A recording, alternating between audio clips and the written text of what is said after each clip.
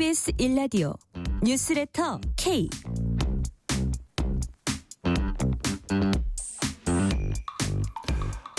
안녕하세요. 뉴스레터 K 진행하는 전종철입니다. 공직선거법 위반 혐의를 받는 민주당 이재명 대표에 대해 2심 재판부가 무죄를 선고했습니다. 재판부는 이 대표가 김문기 전 성남도시개발공사 개발 1처장을 몰랐다고 말한 것과 골프를 안 쳤다는 취지로 말한 것, 그리고 한국식품연구원 부지 용도를 변경할 때 국토교통부 협박이 있었다고 발언한 것 모두 허위 사실에 해당하지 않아서 처벌할 수 없다고 판단했습니다. 민주당은 사필 규정, 정의의 승리라며 크게 환영한 반면 국민의힘은 법치가 무너졌다, 정치 성향에 맞춰 재판했다고 비판했습니다. 정치 토크 코너와 장동혁 국민의힘 의원 인터뷰에서 항소심 결과가 전국에 미칠 파장 꼼꼼히 분석해 보겠습니다. 경북 의성 등에서 시작된 산불이 강풍으로 인해서 진화되지 않으면서 사상자가 크게 늘고 있습니다. 뉴스 브리핑 코너에서 자세히 알려드릴 테니까요. 끝까지 함께해 주세요. 문자샵 9730, 짧은 문자 50원, 긴 문자는 100원, 어플리케이션 콩으로 보내시면 무료입니다. 유튜브 KBS 1라디오 계정 채팅으로도 얘기 나누실 수 있습니다.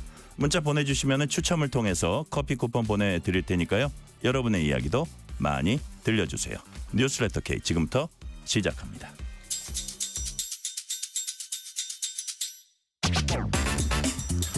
뉴스레터 K 정치 토크, 조혜진 전 국민의힘 의원, 홍익표 전 민주당 의원 나오셨습니다. 어서 오세요. 네, 반갑습니다. 반갑습니다. 자, 서울고등법원이 민주당 이재명 대표 공직선거법 위반 사건 항소심에서 무죄를 선고했습니다. 이재명 대표 발언 직접 들어보시겠습니다. 검찰이 또 이 정권이 이재명을 잡기 위해서 증거를 조작하고 사건을 조작하느라 썼던 그 역량을 우리 산불 예방이나 아니면 우리 국민들의 삶을 개선하는 데 썼더라면 얼마나 좋은 세상이 됐겠습니까? 지금 이 순간에도 이 많은 사람들이 이 일에 관심을 가지고 이렇게 모여 있는데 사실 이 순간에도 어딘가에 산불은 번져가고 누군가는 죽어가고 경제는 망가지고 있지 않습니까? 이제 검찰도 자신들의 행위를 좀 되돌아보고 더 이상 이런 공력 낭비하지 않기를 바랍니다. 사필 규정 아니겠습니까? 자, 홍익표 의원님, 사필 규정 아니겠습니다. 검찰도 자신들의 행위 되돌아봐라 이렇게 이제 얘기를 했는데, 사실 1심에서 징역 1년에 집행유예 2년 나왔고 그럼에도 민주당은 무죄를 확신한다고 얘기는 했지만 속으로는 많이 떨렸을 거예요. 그래서 홍익표 의원님은 오늘 판결 보고 놀라셨습니까? 당연하다고 끄덕이셨습니까? 뭐 걱정도 있었지만 예. 그 사실 무죄 판결 난 그 재판부의 판단의 근거는 그동안 일관되게 민주당과 또 그 이재명 대표 변호인단이 주장해 왔던 내용이었습니다. 네. 그렇기 때문에 뭐 그렇게 막 아주 뭐 놀랄 정도의 그런 상황은 아닌데요. 크게 두 가지 내용이죠. 그러니까 이제 김문기 씨 관련된 내용하고 백현동 관련 사항인데, 네네. 김문기 씨 관련돼서 기억을 못 하겠다. 그다음에 이제 그 골프 사진이 조작됐다. 이것도 하나의 그 골프장 문제를 그때 1심 재판부가 너무 확대 해석한 거 아니냐. 그 주장을 다 받아서 하나로 봤습니다. 네. 결국은 김문기 씨를 인지했느냐 문제는 기업과 인식에 관한 문제이기 때문에 행위가 아니라서 이건 허위사실 그 유포죄로 처벌 대상이 아니다 이렇게 판단을 했던 거고요. 두 번째 이제 백현동 관련된 건데, 이분 역시 그 정치적 의사의 표현이라고 했던 정치적 표현. 그러니까 나는 이렇게 생각을 했다. 그러니까 이 피의자 입장인 이재명 당시 경기지사 입장에서는 이렇게 판단했다 이렇게 인식을 한 거였기 때문에 이거 역시 일부 허위, 그 사실은 다르지만 허위 사실 유포 행위로 볼 수 없다 이렇게 판단을 한 겁니다. 저는 뭐 그 결과론적으로 그 우리가 주장했던 내용들을 그대로 다 그 재판부 2심 재판부에 수용을 했던 것 같고요. 한 가지 검찰의 행태에 대해서는 제가 좀 문제 제기를 한다면, 네네. 이게 전형적인 별건 수사거든요. 그러니까 사실은 이 이재명 대표 관련해서 논란이 됐던 게 주로 이제 그 대장동 관련 내용, 그다음에 백현동 관련 내용, 이게 수사 주요 대상이었잖아요. 네. 그럼 이런 것만 갖고 수사를 하고 기소를 했었으면 차라리 괜찮았는데, 이거는 그 백현동 관련된 내용과 관련한 또 대장동과 관련된 허위 사실로 공직선거법까지 걸은 거거든요. 그 이건 제가 보건데 전형적인 저 정치적 수사, 별건 수사의 결과가 결국은 검찰에게도 나쁜 결과로 돌아왔다 이렇게 보입니다. 네. 전형적인 검찰의 별건 수사가 검찰에도 부메랑이 되어 돌아왔다 이렇게 보셨는데 크게 보면 이제 김문기 씨를 알았냐 몰랐냐 조혜진 의원님 플러스 뭐 골프를 뭐 친 것처럼 뭐 해가지고 골프를 마치 쳤냐 안 쳤냐 요 부분 얽혀 있잖아요 서로. 예. 그 부분에 대한 오늘 그 법원의 판단을 어떻게 평가하세요? 일단. 먼저 뭉뚱그려서 이야기하면은 예. 오늘 항소심 판결로 같은 민주당이지만 유시민 전 의원이나 또 최강욱 전 의원이나 네. 또 지금 양문석 의원이나 이런 분들이 의문의 일패를 당한 셈이 됐습니다. 아 그래요? 예. 예. 그러니까 이재명 대표는 좋은 판사를 잘 만난 거고 그 나머지 세 분은 판사를 잘 못 만난 셈이 됐죠. 그러니까 법리로 보면은 똑같이 나야 되는데 지금 누구에게 유리하고 불리하고를 떠나가지고 법원의 지금 문제점이 또 국민들의 신뢰가 점점 떨어지고 있는 이유가 이 재판의 일관성 유지가 안 되는 부분이거든요. 네. 그러니까 판사 잘 만나면은 득보고 잘못 만나면은 그냥 억울하게 되고 그러니까 운 좋고 나쁘고 그런 것이 점점 인식이 퍼져가고 있는데 이재명 대표는 판사를 잘 만났다. 잘 만난 셈이죠. 예. 결과적으로 보면은 오늘 판결은 2020년도에 대법원에서 네. 이재명 대표 그 선거법 위반 300만 원 그 유죄를 무죄 파기환송했지 않습니까? 네네. 그러니까 허위 사실이 허용되는 범위를 확 넓혀줬다는 점에서는 오늘 판결 내용이 그때 2020년도 대법원 판결하고 똑같고 그다음에는 이 판결문 내용이 굉장히 기교적이다. 좀 전에 말씀하신 그런 이제 상식 보편적 상식 입각하지 않고 기교적으로 판결문을 작성했다는 점에서는 지난번 그 이재명 대표 그 1심?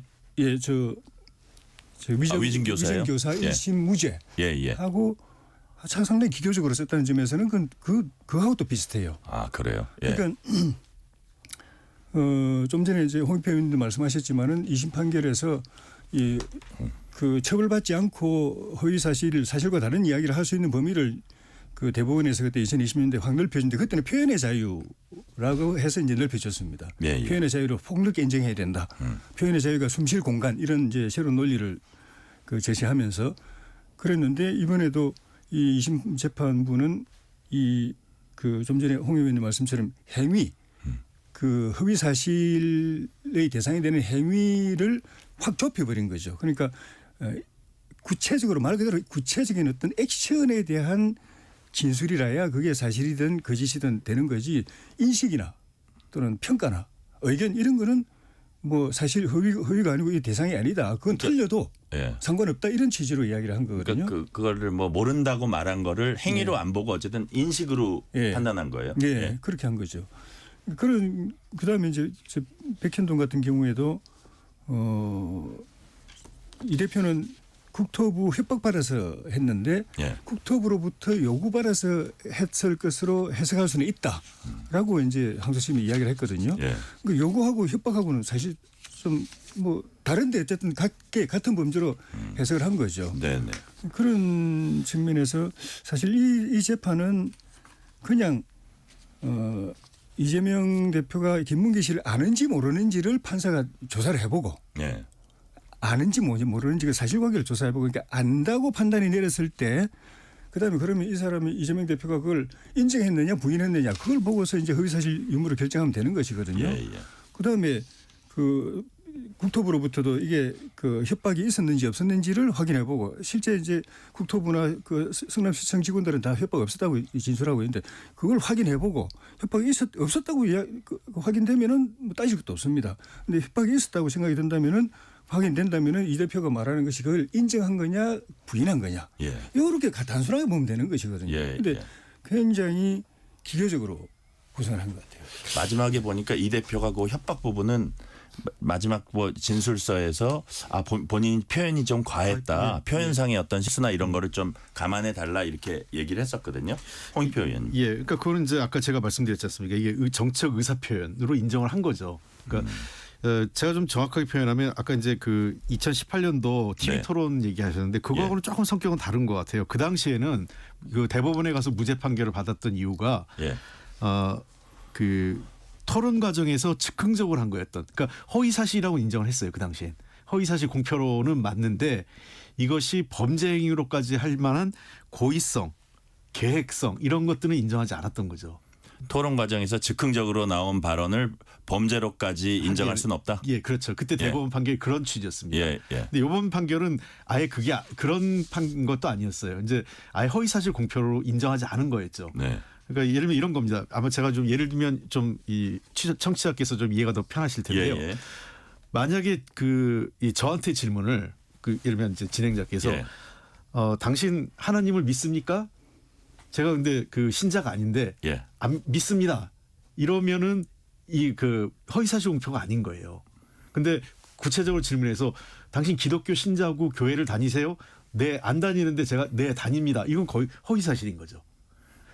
그러니까 만약에 잘 아느냐 몰랐느냐 이렇게 불렀으면 잘 모른다라는 것은 주관적인 인식과 기억을 본 것 같아요. 네. 김문기 씨를. 네. 만약에 그 당시 질문에서 김문기 씨하고 만나서 골프 친 적 있습니까?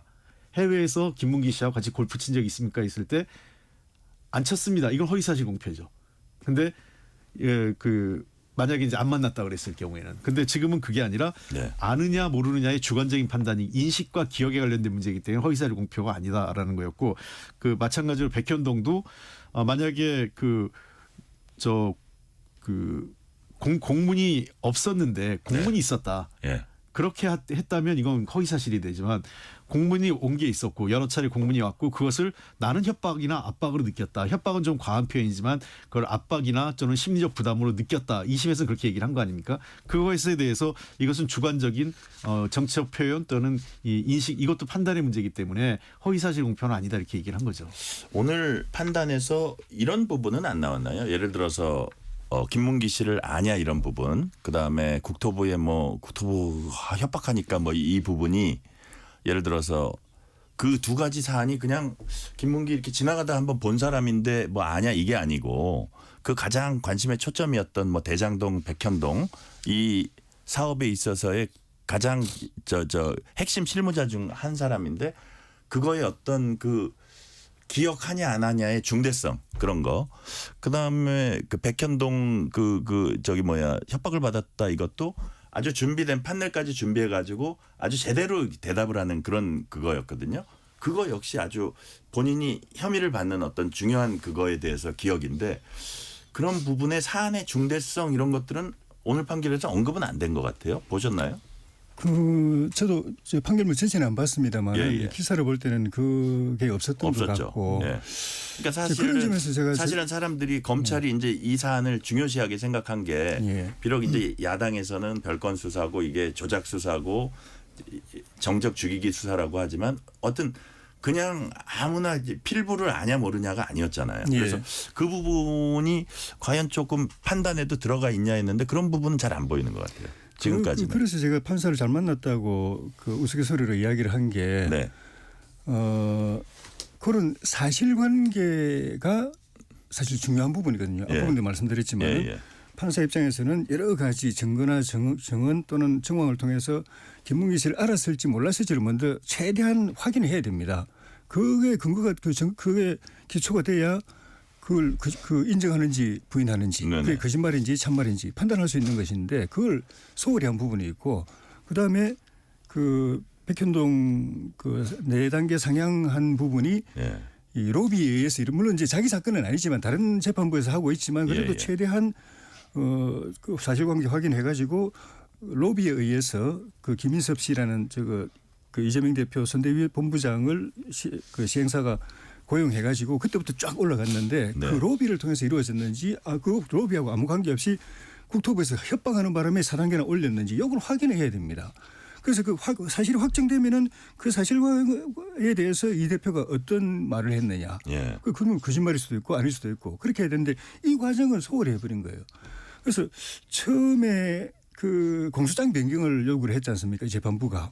네. 그래서 그때는 이제 많은 사람들이 이게 뭐 해석이 다 다르지만은 이 사건을 통상 상소심에서는 1심 판결 결과를 가지고 그 심리를 하잖아요. 네. 그런데 이 판사는 이 재판부는 그걸 제쳐놓고 원점에서 제로 베이스에서 그 1심 하듯이 네. 그렇게 하려고 하는구나라고 이제 생각을 했거든요. 법을 아는 사람들은. 왜냐하면 그 공소의 일관성, 그 일체성 자체가 없어져 버렸으니까. 그래서 처음부터 다시 한다고 생각을 했기 때문에 그럼 결론이 상당히 길어지겠네. 꼼꼼하게 처음부터 다시 보려면 그렇게 생각했는데 이틀 딱 기일하고 끝내버렸어요. 네. 그래서 다들 왜 그런 공소장을 왜 변경했지라고 됐는데 그 기간에 한 달 걸렸잖아요. 근데 지금 보면은 사실관계 조사를 별로 안 하고 법논리 구성을 굉장히 기교적으로 했거든요. 예. 근데 이렇게 구성한다고 하더라도 제가 볼 때는 일주일이면 충분한데 이런 논리로 구성하는 거 사실관계 조사하고 변론하고 하는데 시간이 걸린 것도 아니고 그건 이미 이틀 만에 끝내버렸고 나머지는 그냥 자기 혼자 재판부에서 법리 구성을 한 건데 이런 법리면 일주일이면 충분한데 왜 한 달을 끌었을까도 좀 의문인 거예요. 의문이에요. 예. 예. 그런 측면에서 예. 결과적으로 보면은 이 대표가 좋은 판사를 만났다 그런 생각이 드는 거죠. 지금 아까 사회자께서 예, 예. 이제 질문하셨잖아요. 중대성 문제가 고려되냐 안 예, 예. 되냐. 전 이렇게 보입니다. 아직 저도 전문을 안 받기 때문에 네. 중대성 문제가 지금 언론에 별로 보도가 안 되고 있거든요. 그렇죠. 예. 1심에서는 허위사실 공표라는 것을 전제로 이게 얼만큼 우리가 이제 선거법에도 그 판단을 하거든요. 허위사실이 선거에 얼만큼 영향을 줬느냐 예, 이거에 예. 따라 예. 형량도 높아질 때가 있고 뭐 그 벌금형이 예를 들면 뭐 어떤 거는 300만 원이고 중대하지 않고 별 선거에 영향을 안 주면 네. 벌금형이 한 50만 원으로 떨어지기도 하고 이런 게 있는데 기본적으로 2심 재판부에서는 허위사실 공표가 아니라는 전제니까 중대성 문제를 따질 이유가 없었던 것 같아요. 아, 그래요. 예. 중대성까지도 안 갔다. 예, 그렇습니다. 왜냐하면 허위사실이냐를 놓고 허위사실이다. 그러면 얼마큼 이 공직선거상의 허위사실 유포가 중요한 것은 선거에 영향을 준 거 아니겠어요. 선거에 얼마큼 영향을 줬을까. 당락을 바꿨다고 하면 굉장히 큰 거고 네. 당락을 바꾸지 않았지만 유권자들에게 상당한 혼란과 선택의 그 어떤 그 선택에 있어서 그 다른 결과를 할 수 있을 정도의 여지가 컸으면 중대성에 따라서 형량이나 이런 것이 높아지겠죠. 근데 네. 이거는 이제 기본적인 허위사실 공표가 전제돼야 되는 건데 2심에서는 다 허위사실 공표가 아니라고 인정한 거예요. 인식과 기억은 행위가 아니기 때문에 처벌 대상이 아니고 또 백현동 문제도 실제로 압박이 있었냐 없었냐에 보다 떠나 그 이전에 정치적 표현의 문제이기 때문에 그 공문에 대한 그 피의자 이재명의 어떤 주관적인 판단을 얘기한 거기 때문에 이것은 네. 허위사실 공표가 아니다. 그러면은 허위사실 공표가 아닌데 중대하냐 아니냐를 따질 이유가 없죠. 자, 그래서 그 지금 말씀하신 백현동 그 발언과 관련해서 아까 그 법원의 이제 판시 이런 걸 조금 워딩을 보니까 백현동 발언 전반적으로 의견을 표명한 것이고 그 협박이라고 말한 발언이 과장이지만 허위는 아니다. 이렇게 판단을 했고 국토부 협박 발언이 선거인의 판단을 그르칠 정도의 내용은 아니다. 예. 그러니까 어쨌든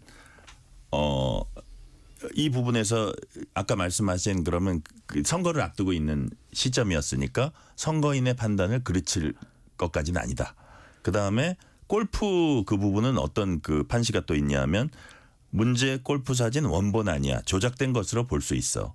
그러니까 호주 해외 출장 사진 원본에서 일부 떼어낸 것 해서 오히려 그 반대쪽에 거기가 왜 8명 찍은 걸 4명으로 이렇게 예. 축약을 했잖아요.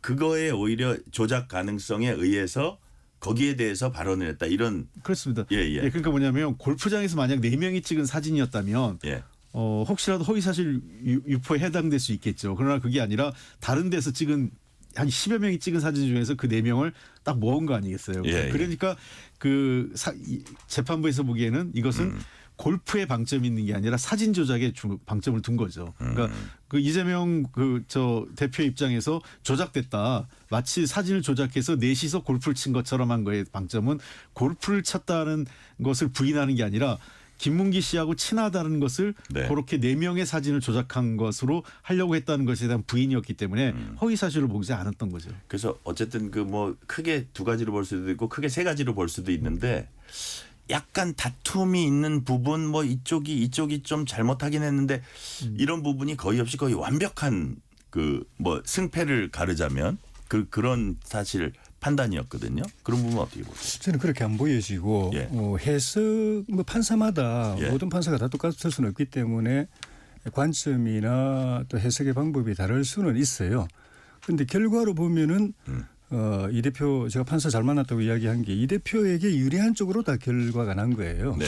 그러니까 어떤 그 판결문도 그 표현도 보면은 뭐뭐다라고 아니라 뭐뭐라고 볼 수도 있다. 뭐뭐라고 해석할 수도 있다. 네. 그러니까 이렇게 볼 수도 있고 이렇게 볼 수도 있고 이렇게 해석할 수도 있고 이렇게 해석할 수도 있는데 이쪽으로 해석을 한 거죠 결과적으로. 만약 반대쪽으로 해석하거나 반대쪽으로 봤으면은 이건 100% 유죄가 나오는 것인데 그런 측면에서 이 대표에게 결과적으로 이제 유리했다라는 생각이 들고 네.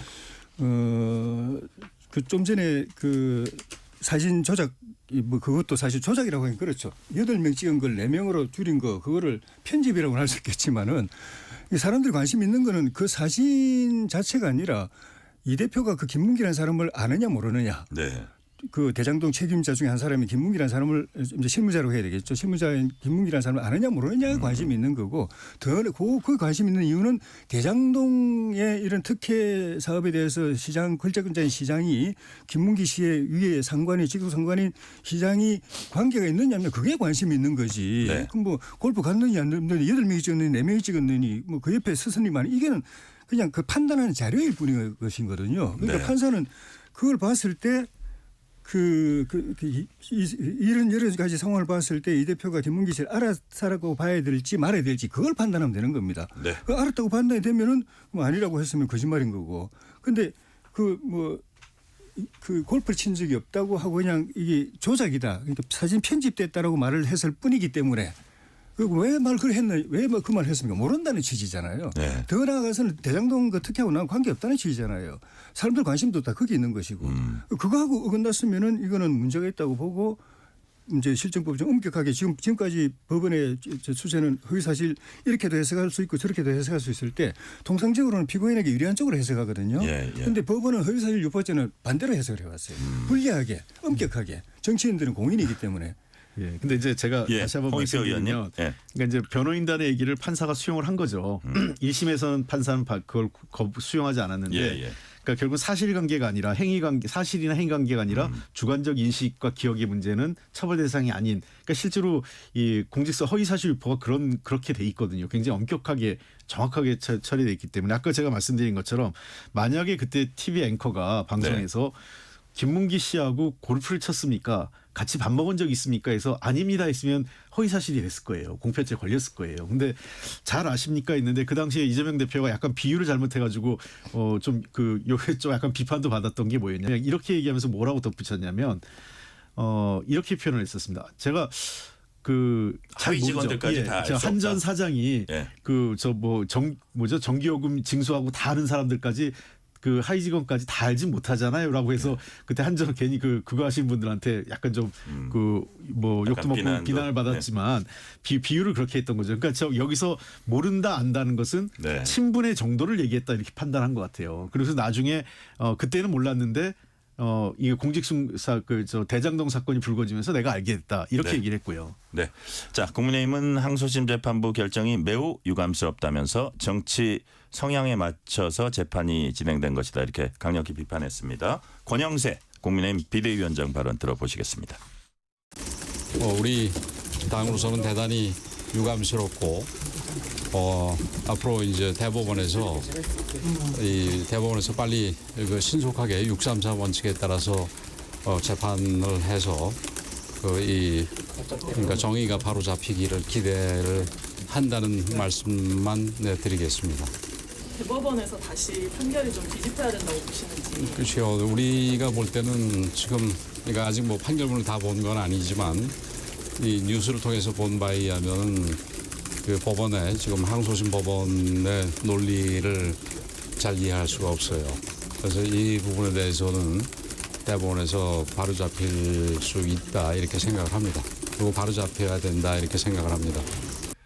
자, 홍익표 의원님 지금 권영세 비대위원장을 좀 점잖게 부드럽게 얘기했는데 예를 들어서 권성동 원내대표 같은 분은 이재명 대표의 백현동 발언은 명백한 거짓말이다. 정치 성향에 맞춰 재판했다는 방증이다. 김기현 전 대표 같은 분은 대놓고 거짓말해도 권력만 있으면 무죄 받을 수 있다는 거를 이제 그런 어떤 그 계기를 만들었다 이런 식으로 이제 비판을 했거든요. 이런 여당의 비판은 어떻게 보세요?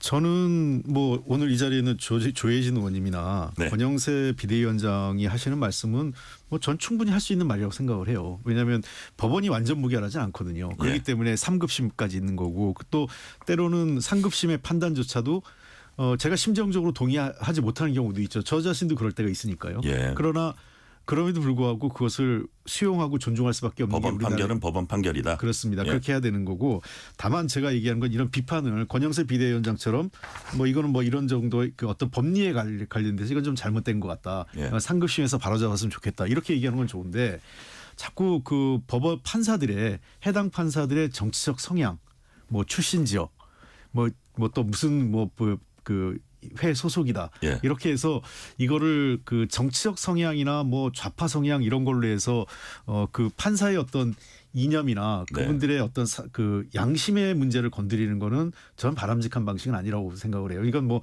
저희 민주당도 그런 방식의 과거에 비판한 전례가 있어요. 그래서 앞으로 각 당이 법원의 판결이 이의 제기할 수 있죠. 문제 제기할 수 있지만 그 문제 제기는 이거 법 적용 이건 문제가 있다. 이런 비판을 해야지 해당 판사가 우파냐 좌파냐 뭐 정치적으로 어디냐 뭐 출신이 대구 경북이냐 전라도 광주냐 이런 식의 갖고 비판하는 것은 저는 바람직하지 않다 이렇게 생각을 합니다. 자, 해당 판사 법조인의 어떤 그 출신 뭐 성향 이런 것들을 좌표 찍기는 바람직하지 않다는 홍익표 의원님 말씀을 어떻게 생각하시는지 오늘 판결이나 최근에 어떤 판결들을 보면 역시 그 의심을 지울 수 없다고 생각하시는지 어떻게 생각하세요? 조혜진 의원님은. 그런 식으로 이제 분류하고 평가하고 좌표 찍고 하는 거는 저는 지양돼야 된다고 생각합니다. 그런데 문제는 그 이제 그 전 단계로서 네. 법원의 판결 결과가 통계가 그렇게 나오지 않도록 법원 스스로가 해야 돼요. 예를 들면 통계를 해보니까 이런 어떤 그 모임 소속은 이렇게 되는 그 확률이 평균보다 월등하게 높더라든지 예. 어떤 뭐 인연이나 뭐 학연 지연 이런 거로 딱 통계를 잡아보니까 평균치보다 월등하게 튀더라. 이거는 정상이 아니다라고 판단되면 그 법원에 문제가 있는 것이 개별 판사들한테 문제가 있는 것이거든요. 왜냐하면 뭐 저 일반 국민들은 그냥 평가만 할 뿐이지만은 예. 그냥 뭐 훈수만 둘 뿐이지만 사건에 직접 관계된 사람들은 그거 다 보고 하거든요. 그게 맞잖아요. 해보니까 결국 이렇게 하니까 되고 이렇게 인연을 타고 들어가니까 유리해지고 하는 그거를 그런 그 상황인 걸 법원이 뼈저리게 반성하고 어느 학연 지연 뭐 어떤 저 정치적인 인연을 되더라도 통계가 네. 비슷하게 나오도록 그 판결 결과가 비슷하게 나와서 이거 의미 없다라고 되도록 하는 것은 법원의 책임입니다. 네. 그래 되면은 아마 바깥에서도 뭐라고 안 그럴 거예요. 또 하나 이제 마지막으로 예. 하나 말씀드리고 싶은 거는 이번 기회에 대법원이 이 사건과 더불어서 이 허위사실 유포죄에 대해서 정리를 해야 됩니다. 아까 말씀드렸지만 2020년도에 이재명 대표가 권순일 그 주심 대법관인가요? 그 사람 네. 그분이 할 때 완전히 완전히 예상을 뒤엎는 무죄 판결이 나왔잖아요. 예. 그 제가 기억하는 그 전원합의체거든요. 전원합의체에서 그렇게 됐으면 이거는 새 판례입니다. 그러려면 전국 법원이 똑같이 적용을 해야 돼요. 그런데 제가 아는 범위에서는 지금 거의 그렇지는 적용을 않다. 안 했어요. 예. 거의 적용 안 하고 그런 측면에서는 아까 말씀드린 그런 뭐 최강욱이니 유시민이 이런 분들이 억울한 거죠. 그래서 이번 같은 경우에도 1심은 유죄 엄격하게 했잖아요. 네. 2심은 또 이렇게 나왔고 대법원은 그때 그 분명히 그 폭넓게 표현의 자유를 인정하고 허위사실 그 처벌을 확 줄였는데도 불구하고 하급심에서 전혀 존중 안 하고 옛날처럼 엄격하게 하고 있고 이대로 가면은 안 되는 거죠. 법원이 네. 그 점에서도 빨리 결정 내리고 그리고 논지도 분명하게 해서 이 혼란이 없도록 해줄 책임이 있다고 봅니다. 네. 자, 홍익표 의원님 말씀하실래요? 네, 뭐 예. 그 부분에 대해서는 일정 부분 저도 동의하는 게 그러니까 뭐냐면 대법원의 연구관들이 있잖아요. 예. 대법원에서 새로운 판례가 나왔거나 또는 쟁점이 되는 사안에서 그러니까 그 지금 보면 저는 뭐 정치적 성향은 아닌데 판사의 어떤 주관적 경향에 따라서 막 튀는 판결이 나올 때가 있어요. 뭐 예. 최근에 윤석열 대통령 구속 취소 결정 같은 경우도 그렇고요. 그게 이제 오죽하면 천대엽 법원행정처장조차도 이거 상급심의 의견을 물어봤어야 될 사안이다 이렇게 얘기를 했지 않습니까? 예, 예. 그런 측면에서 그 어떤 논란이 되는 사안 또는 1심과 2심에서 자꾸 이 어긋나는 사안들에 대해서는 원칙과 기준에 대해서 대법 연구관들이 기준을 좀 잡아서 그런 어떤 자료 해설집이나 자료집들을 계속 해야 돼요. 그래야 뭐 이런 오해들, 그러니까 뭐 정치적성이 아니더라도 판사에 따라서 판결이 튄다. 이런 논란을 빠지지 않아야만 법원의 신뢰성은 높아질 수 있겠죠. 네, 이 시간 교통 상황 알아봅니다. 라디오 교통정보센터 이현 리포터 나와주세요. 네, 도로가 점점 더 복잡해지고 있습니다. 먼저 산불로 통제되고 있는 영남권 고속도로부터 짚어드립니다. 청주 영덕고속도로입니다. 동상주와 영덕 사이 양방면이 통제되고 있습니다. 중간고속도로 통제는 예천과 의성 나들목 양방향이고요. 국도를 이용해서 안전하게 이동하셔야겠습니다. 대동 분기점에서 삼락 쪽으로는 퇴근 정체가 이어지고 있습니다. 한편 서울은 집회로 통제되는 곳들이 있는데요. 자문호입니다. 신교동 교차로에서 경복궁역 사이 양방향이고요. 3일대로는 안국역 사거리에서 낙원상가 방향이 통제되면서 반대편 차로를 나눠서 이용하고 있습니다. 율곡로 안국역 부근에서도 집회 중이라 양방향이 모두 밀리고 있습니다. KBS 교통정보센터였습니다. 퇴근길 당신과 함께 읽는 세상 이야기 KBS 1라디오 뉴스레터 K.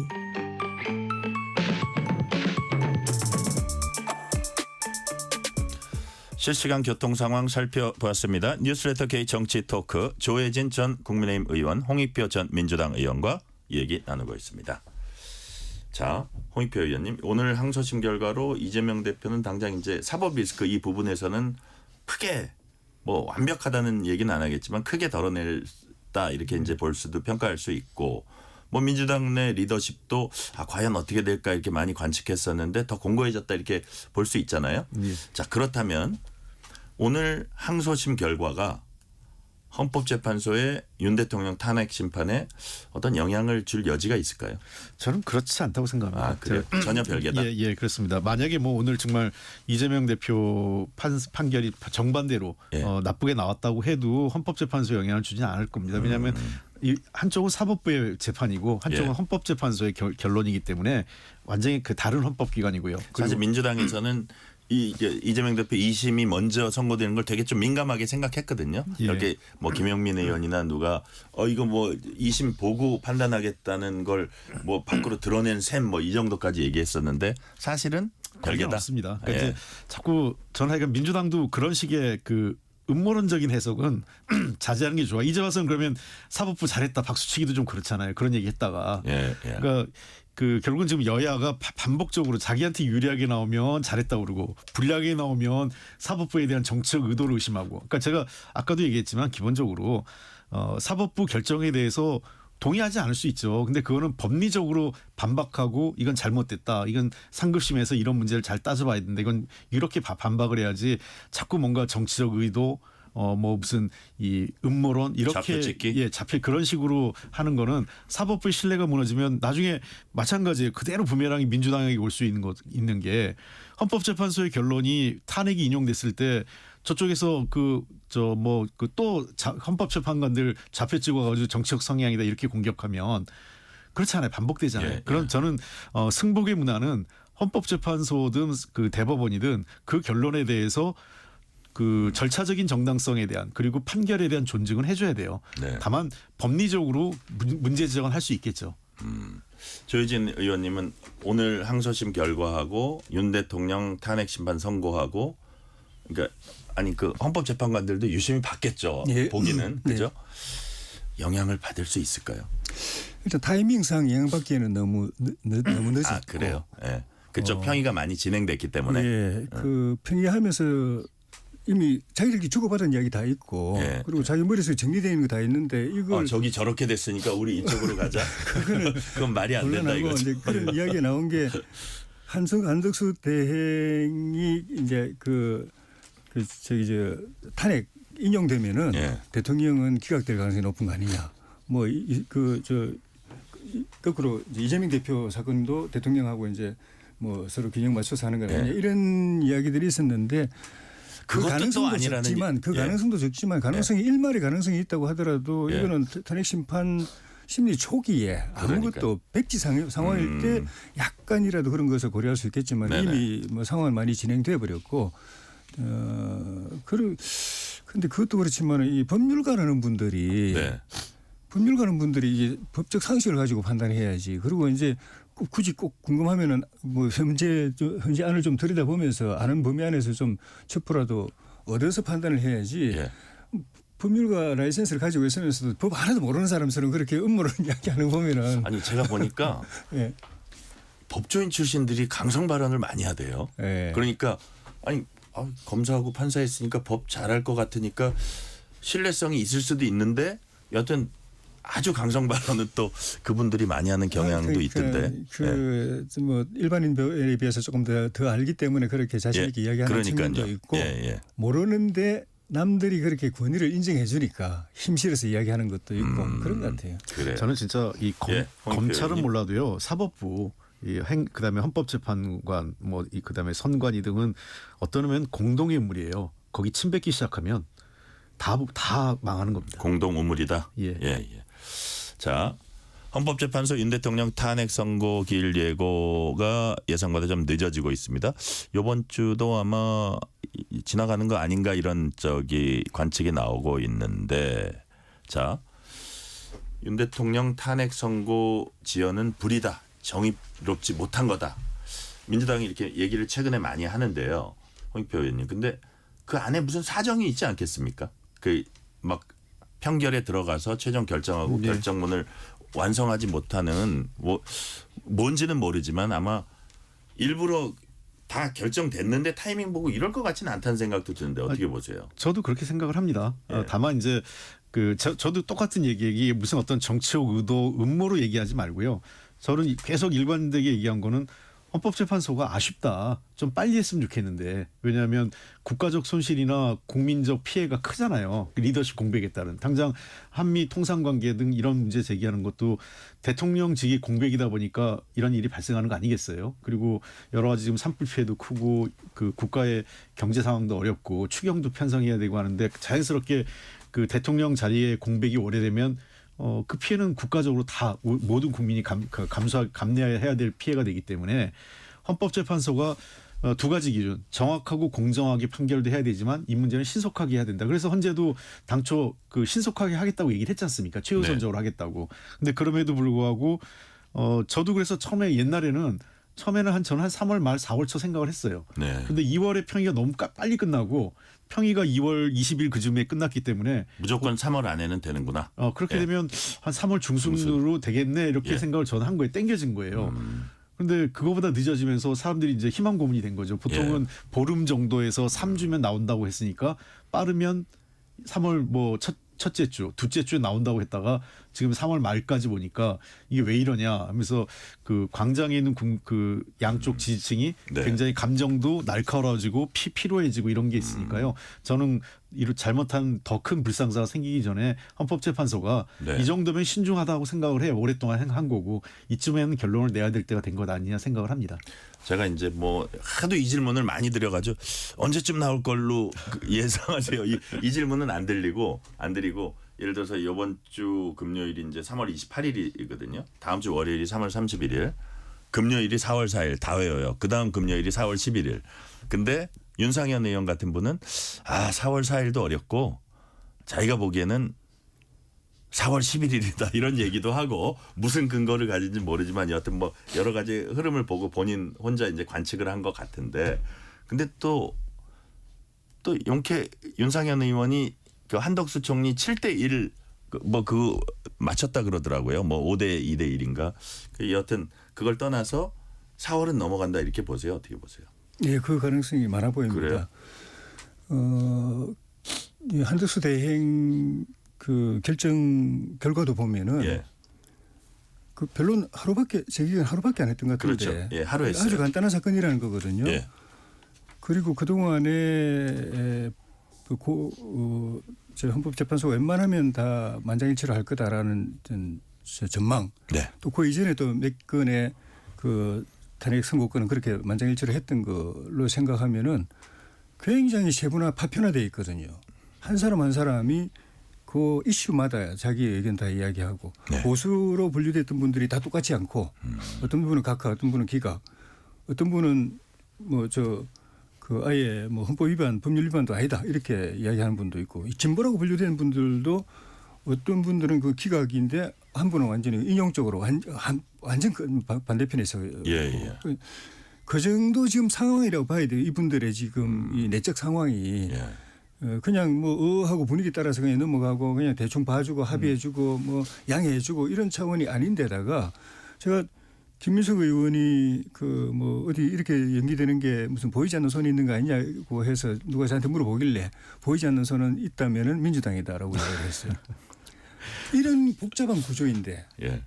민주당에서 계속 빨리 해라 2월 말에 해라 3월 초에 해라 이래가지고 결과적으로는 문형배 대행이 이제 수를 잘못 둔 거예요. 핵심은 내란 행위가 성립되느냐 안 되느냐 이거잖아요. 그다음에 이제 성립된다고 했을 때 이게 파면할 정도 되느냐 안 되느냐 그 판단해야 부분 되는데 갖고 지금 세게 다투고 있다고 보시는 거예요? 평의에 넘어가가지고 거기서 계속 다투고 있는 거예요. 제가 볼 때는 내란 행위가 아니냐 부분에 아직도 합의가 안 됐을 가능성이 있고 아 그래요. 그거 돼야 그다음에 그러면 이게 파면할 정도냐 국민이 뽑은 국회 대통령을 이걸로 파면할 정도로 내란 행위의 그 무게가 이 위중함이 큰 거냐 그다음 단계로 넘어가야 되는 것인데 네. 내란 행위냐 아니냐는 부분에서도 완결이 안 됐을 가능성이 많아 보여요. 자, 이 질문 한번 드려볼게요. 이런 가운데 민주당은 한덕수 이제 직무 복귀하는 한덕수 권한대행에게 마은혁 헌재재판관 후보자 임명해라.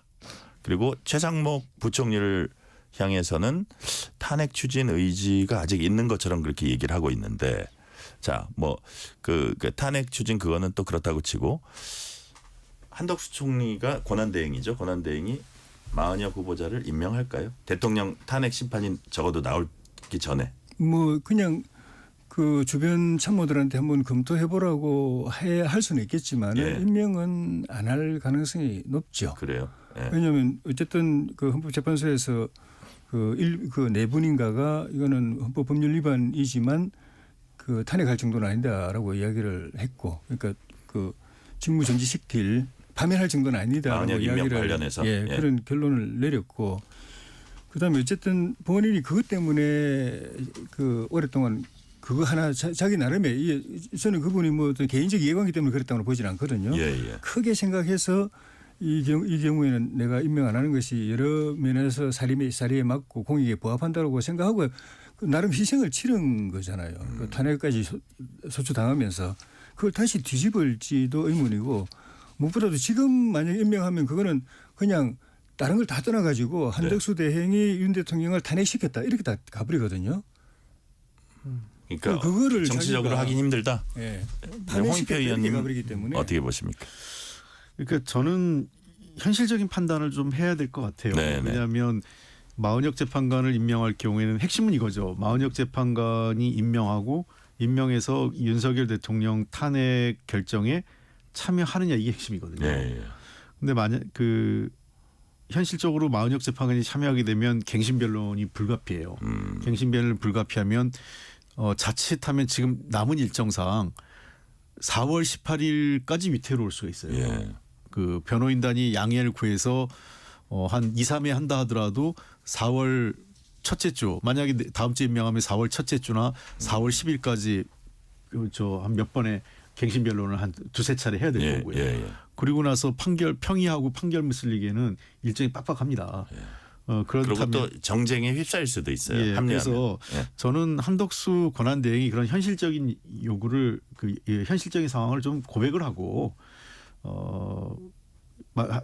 일단은 이 평의가 이 헌법재판소의 판결이 네. 결론이 난 이후에 마은혁 재판관을 임명하겠다라는 이런 정도의 원칙적인 입장을 밝히면은 저는 논란은 해소될 것 같습니다. 왜냐하면 네. 현재로 봐서는 마은혁 재판관이 대통령 탄핵 결정에 참여해서 뭘 할 수 있다라는 것을 기대하는 사람은 여야가 다 없어요. 현실적으로요. 예. 그걸 현실적으로 어렵다라는 걸 다 알고 있기 때문에 그런 정도의 입장을 발표한다면 뭐 그 마은혁 재판관의 임명 여부를 놓고 왈가왈부는 좀 사라지겠죠. 이제 문제는 그러나 계속 이렇게 끝까지 이후에도 임명 안 하고 있을 수 있다는 가능성을 열어놓은 건 잘못되는 거죠. 네. 왜냐하면 이건 분명히 위법한 거고 권한 침해라고 했잖아요. 예, 예. 그렇다면 이걸 해소하려고 노력해야지 이걸 방치하고 계속 안 지킨다는 것은 그 어떤 그 기소 그 강제 구속력이 없다고 그런 식으로 가는 거는 고위공직자의 자세로서는 부적절한 겁니다. 네. 경북 의성에서 시작된 산불이 경북 북부지방으로 확산하면서 피해가 눈덩이처럼 커지고 있습니다. 인명피해도 많이 늘어나고 있습니다. 한덕수 대통령 권한대행이 이제 대국민 담화를 했는데 최악의 산불이라 칭할 만큼 그렇게 상황이 심상치 않다 이런 얘기도 했고, 자 일단 조혜진 의원님한테 네. 지역구 그 근처도 좀 산불이 있나요? 어떻습니까? 저는 그 직접적인 건 지난 없나요? 선거 때 이제 예. 지역구가 바뀌었는데 예, 예. 현 지역구 전 지역구 다 불이 났어요. 그래요. 예. 그러니까 김해도 불 났어요. 불이 난 게 아니라 네. 그 산불로 관계가 있는 건데 김해는 한림면에 김해시 예. 한림면에 산불이 났는데 예. 저희 그 선거구는 저희 지역구는 아닙니다. 저는 김해시 어리고 거기는 김해시 갑이긴 하지만 저희 관내에서 예. 산불이 나서 크게 어려움을 겪었고 그다음에 초기에 산청 산불에 파견돼 가지고 진화하다가 예. 희생당하신 네 분이 저 전 지역구 창녕군의 군청 직원들이에요. 그래요? 그래서 내일 제가 내려가서 또 조문도 하고 그럴 생각인데 그러시군요. 거기다가 또 울산 울주가 지금 계속 속보가 나오고 있는데 그러니까요. 울주 언양 이쪽이 밀양시하고 딱 경계예요.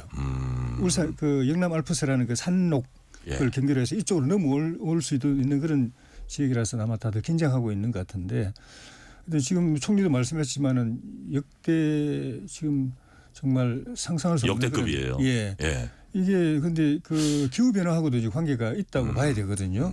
굉장히 뭐 추워도 엄청 춥고 더워도 엄청 덥고 건조해도 엄청 건조하고 바람이 일어도 그러니까. 그냥 엄청 바람이 불고. 일각에서는 그 동원된 진화 헬기 그 담수량이나 이런 게 너무 중소형이어서 좀 약간 비효율적이다 이런 것도 있는데 워낙 불가항력적으로 그 강한 바람과 이런 데 대한 대응을 예. 안 한 건 측면에 있다고 봅니다. 아, 그래요? 인력, 장비, 예산 또는 뭐 대응 매뉴얼 이런 부분이 그런 이런- 것도 조금 더 이렇게- 갖춰야 될 것 같아요. 예. 이렇게 그 상상 이상으로 비화될 수 있다는 가능성에 대한 대비는 안 되기 때문에 이번에는 범정부 차원에서 예.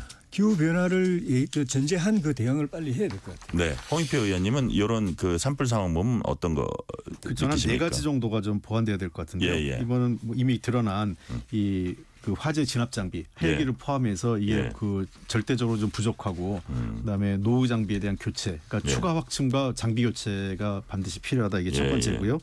두 번째 산림 계획도 좀 우리가 다시 짜야 됩니다. 이게 산림 계획? 오래 전부터 지적이 됐는데요. 예. 이번에 주로 우리나라는 침엽수, 소나무가 중심으로 돼 있지 않습니까? 예, 예. 이것은 거의 땔감 같아요. 그렇기 때문에 오래전에도 벌써 30여 년부터 산림 계획을 화렵수하고 침엽수를 좀 이렇게 섞어서 띠를 형성해 줘야 화재가 이렇게 확산되는데 네. 그 저 완충 역할을 해준다는 거예요. 화렵수가. 그렇기 때문에 나무를 화렵수하고 침엽수를 좀 이렇게 섞어서 이 라인을 정해가지고요. 예. 그렇게 하는 게 좀 그 장기적 대응이 될 수 있다고 보고 세 번째는 지금 드러났는데 산불 진화 대원들 있지 않습니까? 예, 예. 이게 그 일종의 노인 일자리 차원에서 하다 보니까 평균 연령이 61세예요. 저는 이 부분을 아예 약간의 전문성, 국가적으로 그분들에게 그 일정한 경비 지원이 그러니까 어떤 이 월급 형태, 고정급 형태를 지원하면서 훈련도 하고 연령대도 조금 더 낮춰서 현실화할 수 있는 그런 게 필요하다고 보고요. 마지막으로는 예. 컨트롤 타워입니다. 예. 지금 보면 산불은 산림청이 관할하고 예. 일반 화재는 소방청이 관할하고 이렇게 돼 있거든요. 예, 예. 근데 이제 이 재난 상황이 이게 큰 재난이 발견되면 이제 산림청에 그 있는 헬기, 그다음에 소방청에 있는 헬기 나가서 필요한 경우엔 군 헬기도 해야 되지 않습니까? 네, 네. 저는 이 모든 거를 재난 상황이 발견되면 지자체장, 해당 광역 지자체장한테 일원화시켜 줘야 돼요. 그리고 만약에 2개, 3개 정도의 광역이 연관된다면 행안부 장관한테 예. 총괄 지휘권을 넘겨주는 방식으로 뭔가 그 컨트롤 타워에 대한 매뉴얼이 필요하다 생각합니다. 컨트롤 타워에 대한 매뉴얼. 자, 이런 가운데 국민의힘은 산불 재난 대응 특위 구성하고 야당을 향해서 정쟁 중단과 여야정 협의체 구성을 제안했습니다. 자, 그러면서 여당은 지난 예산 심사 당시 삭감된 예비비 2조 4천억 원을 복원해야 한다.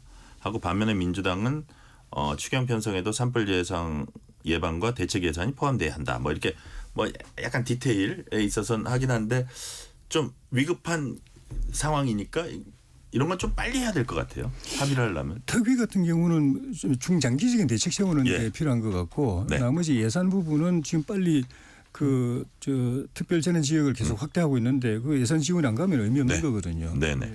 그렇게 필요할 것 같습니다. 예. 빨리 추경 홍익표 편성에- 의원님은 어떻게 네, 하셨으면 빨리 좋겠어요? 그 시간 없으니까 제가 짧게 얘기하겠습니다. 아유 괜찮습니다. 예. 추경 빨리 편성해가지고요. 네. 이거를 뭐 예비비로 하도 좋고 아니면 저 구체적인 화재 이번에 그 지원과 관련된 대책과 관련돼서 그 예산을 좀 여야가 이미 하기로 어느 정도 합의가 돼 있잖아요. 네네. 빨리 해서 4월 중으로 집행될 수 있게 하는 게 필요하다 생각합니다. 빨리 하는 게 중요하다는 말씀까지 오늘 듣겠습니다. 조혜진 전 국민의힘 의원, 홍익표 전 민주당 의원이었습니다. 말씀 감사합니다. 네, 감사합니다. 고맙습니다. 뉴스레터 K 1부 마치고 2부가 이어집니다.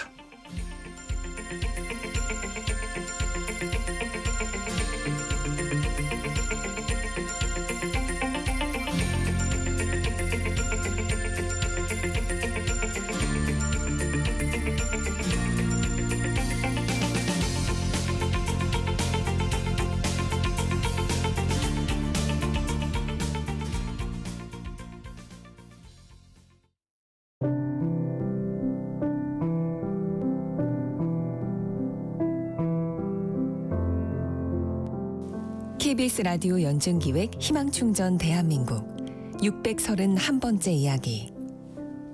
안녕하세요. 아나운서 유지원입니다. 고등학교 2학년인 선규는 인생의 우여곡절이 참 많았습니다. 8살 무렵 갑자기 세상을 떠나버린 엄마. 그 후 아빠마저 급성 백혈병 진단을 받으며 힘겨운 투병 생활이 시작되었는데요. 시간이 지날수록 상황은 더 나빠졌고 결국 선규는 아빠에게 골수를 이식하는 큰 수술을 받았습니다. 수술 후 한동안 회복의 기미를 보인 아빠. 하지만 안타깝게도 백혈병은 재발되고 말았는데요. 현재 아빠는 서울에서 항암 치료를, 선규는 홀로 제주에서 생활 중입니다. 아무도 없는 힘든 환경이지만 늘 상위권의 성적을 유지하며 손에서 책을 놓지 않는 선규. 훌륭한 교사가 되어 아빠에게 희망을 주고 싶다는 선규의 바람이 이뤄질 수 있도록 여러분의 지원과 격려를 보내주세요. 여러분의 따뜻한 손길이 희망의 빛이 됩니다. ARS 060-700-1580 060-700-1580 한 통화 3,000원으로 희망을 선물해 주세요. KBS 라디오 연중기획 희망충전 대한민국은 초록우산 어린이재단, 인탑스 주식회사, 그리고 청취자 여러분과 함께합니다. ARS 060-700-1580 한 통화 3,000원입니다.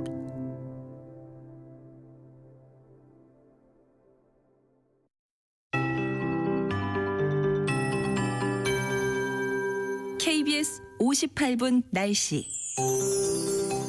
곳곳이 건조합니다. 당분간 동쪽 지역을 중심으로 대기가 매우 건조하겠고요. 대부분 지역으로 바람도 강하게 불겠습니다. 오늘 밤부터 내일 새벽 사이에 서해안과 남해안은 안개도 짙게 드리워지겠습니다. 오늘 저녁부터 제주도에 밤부터는 경남권 남해안에 비가 시작돼서 내일은 전국에 비가 내릴 것으로 예상됩니다. 비의 양은 대부분 5에서 20mm인데요. 강원 영동으로는 5mm가 채 되지 않아서 이 건조함을 해결시켜주기에는 좀 부족한 지역도 있겠습니다. 현재 대기질 상황은 그래도 오후 들어서 많이 나아지고 있습니다. 경북 서부권역에는 미세먼지주의보와 초미세먼지주의보가 동시에 내려져 있는데요.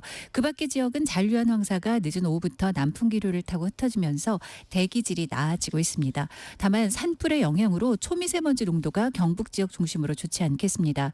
또 다른 황사가 한편 내일 오후부터 우리나라에 다시 유입돼 농도가 높게 나타날 가능성이 있어서 내일 오후 수도권과 강원 영서 충청권은 미세먼지 농도가 건조가 매우 나쁨 상태 예상됩니다.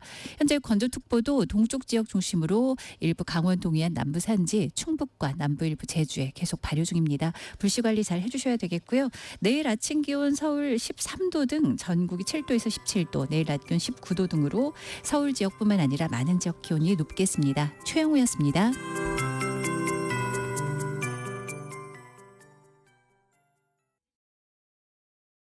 정성을 다하는 국민의 방송 KBS가 6시를 알려드립니다. AM 711kHz, FM 97.3MHz, KBS 1라디오입니다. HLKA.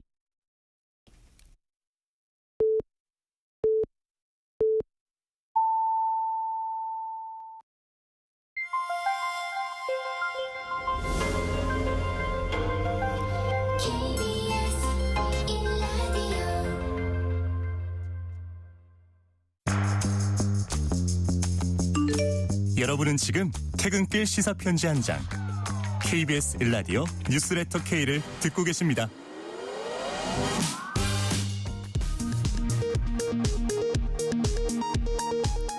이 시각 라디오 정보센터 뉴스입니다. 이재명 더불어민주당 대표가 공직선거법 위반 사건 2심에서 무죄를 선고받았습니다. 서울고법 형사 6-2부는 오늘 이 대표의 공직선거법상 허위사실 공포 혐의 항소심 선고 공판을 열고 징역 1년에 집행유예 2년을 선고한 1심을 뒤집고 이 대표에게 무죄를 선고했습니다. 영남 지역에서 엿새째 대형 산불이 이어지고 있습니다. 현재 산불 3단계 지역은 경북 의성, 경남 산청, 울산 울주 등 모두 3곳입니다. 이번 산불로 현재까지 24명이 숨지고 26명이 중경상을 입은 것으로 집계되고 있습니다. 또 2만 7천 명이 넘는 주민이 긴급 대피한 것으로 파악되고 있습니다. 오늘 낮 12시 54분쯤 경북 의성군 신평면 한 야산에서 산불 진화 작업을 벌이던 헬기 한 대가 추락했습니다. 이 사고로 추락 헬기에 타고 있던 조종사 1명이 숨졌습니다. 산림청은 사고 이후 중단했던 산불 진화 헬기 투입을 오후 3시 30분부터 순차적으로 재개했습니다.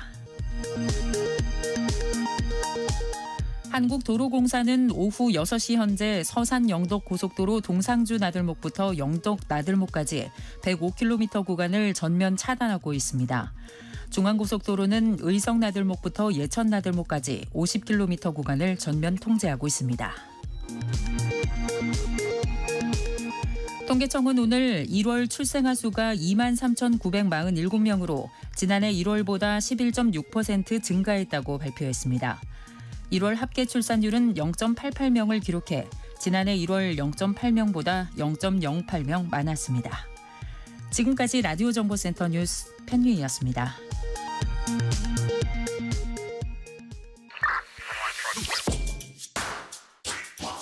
뉴스의 진수를 보여주는 인터뷰, 뉴진수. 서울고등법원이 이재명 민주당 대표에 대한 공직선거법 위반 사건 2심 재판에서 무죄를 선고했습니다.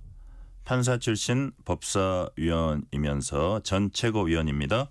국민의힘 장동혁 의원 나오셨습니다. 장동혁 의원님 어서 오세요. 네, 반갑습니다.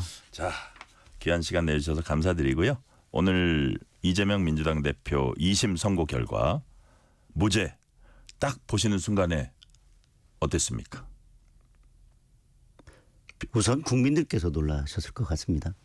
의원님도 놀라셨습니까? 널뛰기 판결에 대해서. 아, 그래요? 1심 3명의 법관은 징역형의 집행유예까지 선고했던 사건인데 전부 다 무죄를 선고했고 판결 이유를 판결문을 보지 못했지만 실시간으로 뉴스를 통해서 아니면 이제 그 기자들이 작성한 받은 글을 통해서 쭉 보니까 한마디로 표현하면 컨트롤 V 판결이다.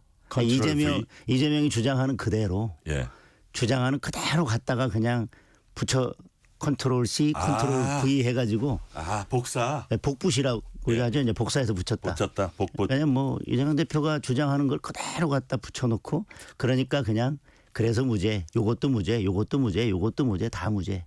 그래서 그러니까 의원님이 보시기에는 결론을 딱 정해놓고 했다 뭐 이런 취지세요? 아니면은 거의 그렇게 보여지죠. 결론을 정해놓고 거기에 맞는 이재명 대표의 주장만 갖다가 다 복사해서 붙이고 복사해서 붙이면 네. 항소심 판결이 나올 것 같아요. 이렇게 할 것 같으면 뭐 인식이라 문제가 안 된다. 예. 의견이라 문제가 안 된다. 뭐 그냥 다 인식이라고 그냥 치부하고 네. 의견이라고 그냥 몰아붙이면 판결 끝나는 거지 않습니까? 앞으로 어쨌든 공직성 행위는 아니었다. 뭐 그냥 생각이었다.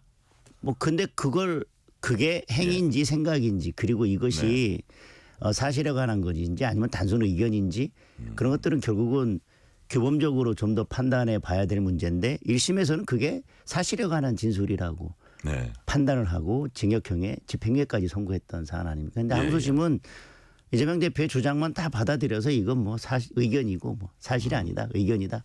뭐 인식이다. 그걸 그대로 받아들였는데 피고인의 이런 주장을 뭐 규범적 판단 없이 받아들일 것 같으면 앞으로 공직선거법의 허위사실 공표죄는 사문화되는 거죠. 굳이 그래요. 있으나 마나한 조문이 김기현 되는 전 대표 같은 분은 대놓고 거짓말해도 권력만 있으면 무죄를 받을 수 있다는 걸 보여줬다.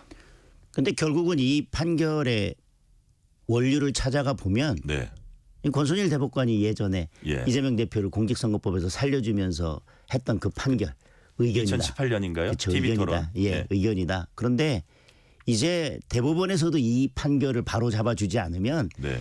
이제 뭐 이재명 대표는 그 권순일 대법관이 예전에 파놓은 그 판결 그 저수지에서 예. 이제 뭐 마음 놓고 거짓말하면서 살게 된 거예요.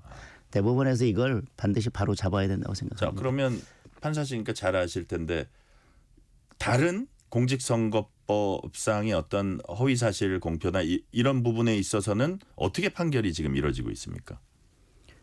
지금 1심 판단을 보면 예. 적어도 백현동만큼은 예. 사실에 관한 것이고 명백한 허위사실이다. 그랬는데 항소심에 와서 이재명 대표는 그것도 내 의견이고 예. 나는 그냥 압박감을 느꼈는데 그것을 좀 협박이라고 좀 과장해서 표현했을 뿐이다. 예. 이렇게 이야기한 걸 그대로 받아들여서 지금 무죄를 선고한 거지 않습니까? 제가 질문드린 건 뭐냐면 다른 이런 유사한 사건들에 있어서 엄밀하게 뭐 허위사실 공표를 엄밀하게 따지는 편인지 아니면 그거를 좀 관대하게 이렇게 해주는 편인지 그런 어떤 판결의 경향이 어떠냐 이거죠. 판결의 경향을 지금 본다면 예.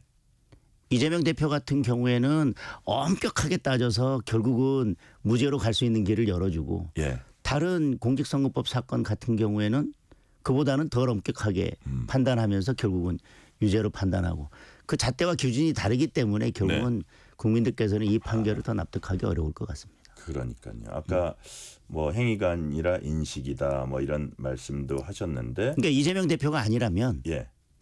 1심에서 그렇게 이것은 사실이고 허위사실이기 때문에 뭐 징역 1년에 집행유예 2년 한 거에 대해서 이렇게 항소심에서 너무나 쉽게 예. 그리고 사정이 특별히 바뀐 것도 없는데 이렇게 너무나 쉽게 뒤집어서 무죄 판결을 할 수 있을까요?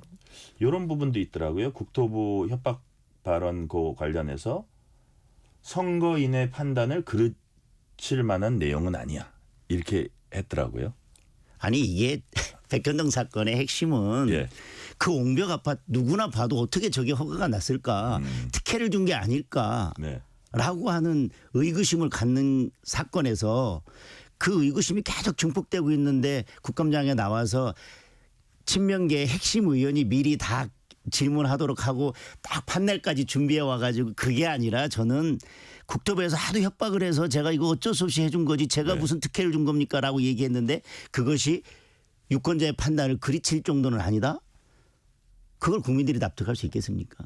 그게 유권자들에게는 가장 중요한 부분이고 핵심적인 부분이기 때문에 이재명 대표도 그게 가장 마음에 걸리기 때문에 국감장에 나오면서 미리 가장 자기 핵심 측근 의원한테 이거 물어봐 주면 내가 대답할게 그래서 딱 물어봐 주고 딱 서로 의원도 판넬 들고 있고 이재명 대표도 판넬 들고 있으면서 조작 뭐 이렇게 판넬 들고 그렇게 미리 다 준비해서 설명을 할 정도라면 본인도 이게 선거에서 매우 중요한 부분이고 유권자들이 이 판단하는 데 있어서 야 이게 옹벽 아파트 백현동 아파트가 특혜 아니냐라고 하는 게 국민들께서 유권자들께서 아주 주시하고 있다고 하는 걸 알고 있기 때문에 미리 그렇게 준비하고 나와서 답변한 거 아니겠습니까? 그런데 그게 아무것도 아니다. 그리고 이 부분은 어떻게 보세요? 예를 들어서 뭐 김문기 씨 네. 이게 어디 가사가 모임에서 이렇게 한번 본 사람 이게 아니고 어떤 의혹을 받는 사건에 대한 핵심 실무 담당자였잖아요. 네. 그리고 골프 그 부분도 뭐 예를 들어서 뭐 출장을 같이 갔든지 뭐 그런 것들이 다 얽혀 있어서 어떤 중요한 사건이 얽혀 있고 백현동도 마찬가지로 그냥 뭐 그 하나의 그 단순한 어떤 에피소드가 아니라 어떤 사건과 얽혀 있는 것들이거든요. 근데 재판부가 보통 아까 규범이란 말씀도 하셨는데 재판부가 보통 판단할 때 그런 무게 그런 사안의 무게 이런 거를 감안해서 판단하지 않습니까? 김문기 씨와 관련해서는 공소사실을 여러 개로 이렇게 검찰이 특정을 했습니다. 네. 특정한 것을 이재명 대표에게 가장 유리한 방향으로 다 해석을 해줬습니다. 아까도 말씀드렸지만 거의 네. 복사해서 붙였죠. 김문기 사건 핵심은 과연 이 김문기 씨를 아느냐 모르느냐가 사실은 이 핵심이거든요. 네. 그런데 김문기 씨를 몰랐다고 하니까 아니 이렇게 골프 같이 여행 가서 골프까지 치고 사진까지 찍고 몰랐다고 할 수 있느냐라고 했더니 근데 그걸 이제 여러 명이 찍은 부분을 8명을 4명으로 4명을 이렇게 확대해서 그것만 확대해서 했더니 저거 조작된 거다. 아니 어떻게 저게 골프 친 사진의 증거가 될 수 있냐라고 하는 것은 결국은 이재명 대표가 말하고 싶었던 거는 골프 쳤다 안 쳤다는 말을 직접적으로 하지 않았어도 그거는 아니 나는 저게 어떻게 골프 친 사진의 증거냐 저거 조작된 거다라고 하는 거는 저거 말고 나 골프 친 증거가 뭐가 있어. 그 얘기는 골프 친 것을 부정하고 싶어서 그 얘기를 한 거지 않습니까? 그러니까 맥락을 보면 그 사실은 명백하고 그것이 골프를 쳤느냐 안 쳤느냐 그리고 그 사진이 조작됐냐 안 됐냐는 말은 뭐 조작됐냐 안 됐냐 그렇게 얘기하지만 그게 원래 있던 사진을 그 필요한 부분만 확대한 건데 그걸 조작했다라고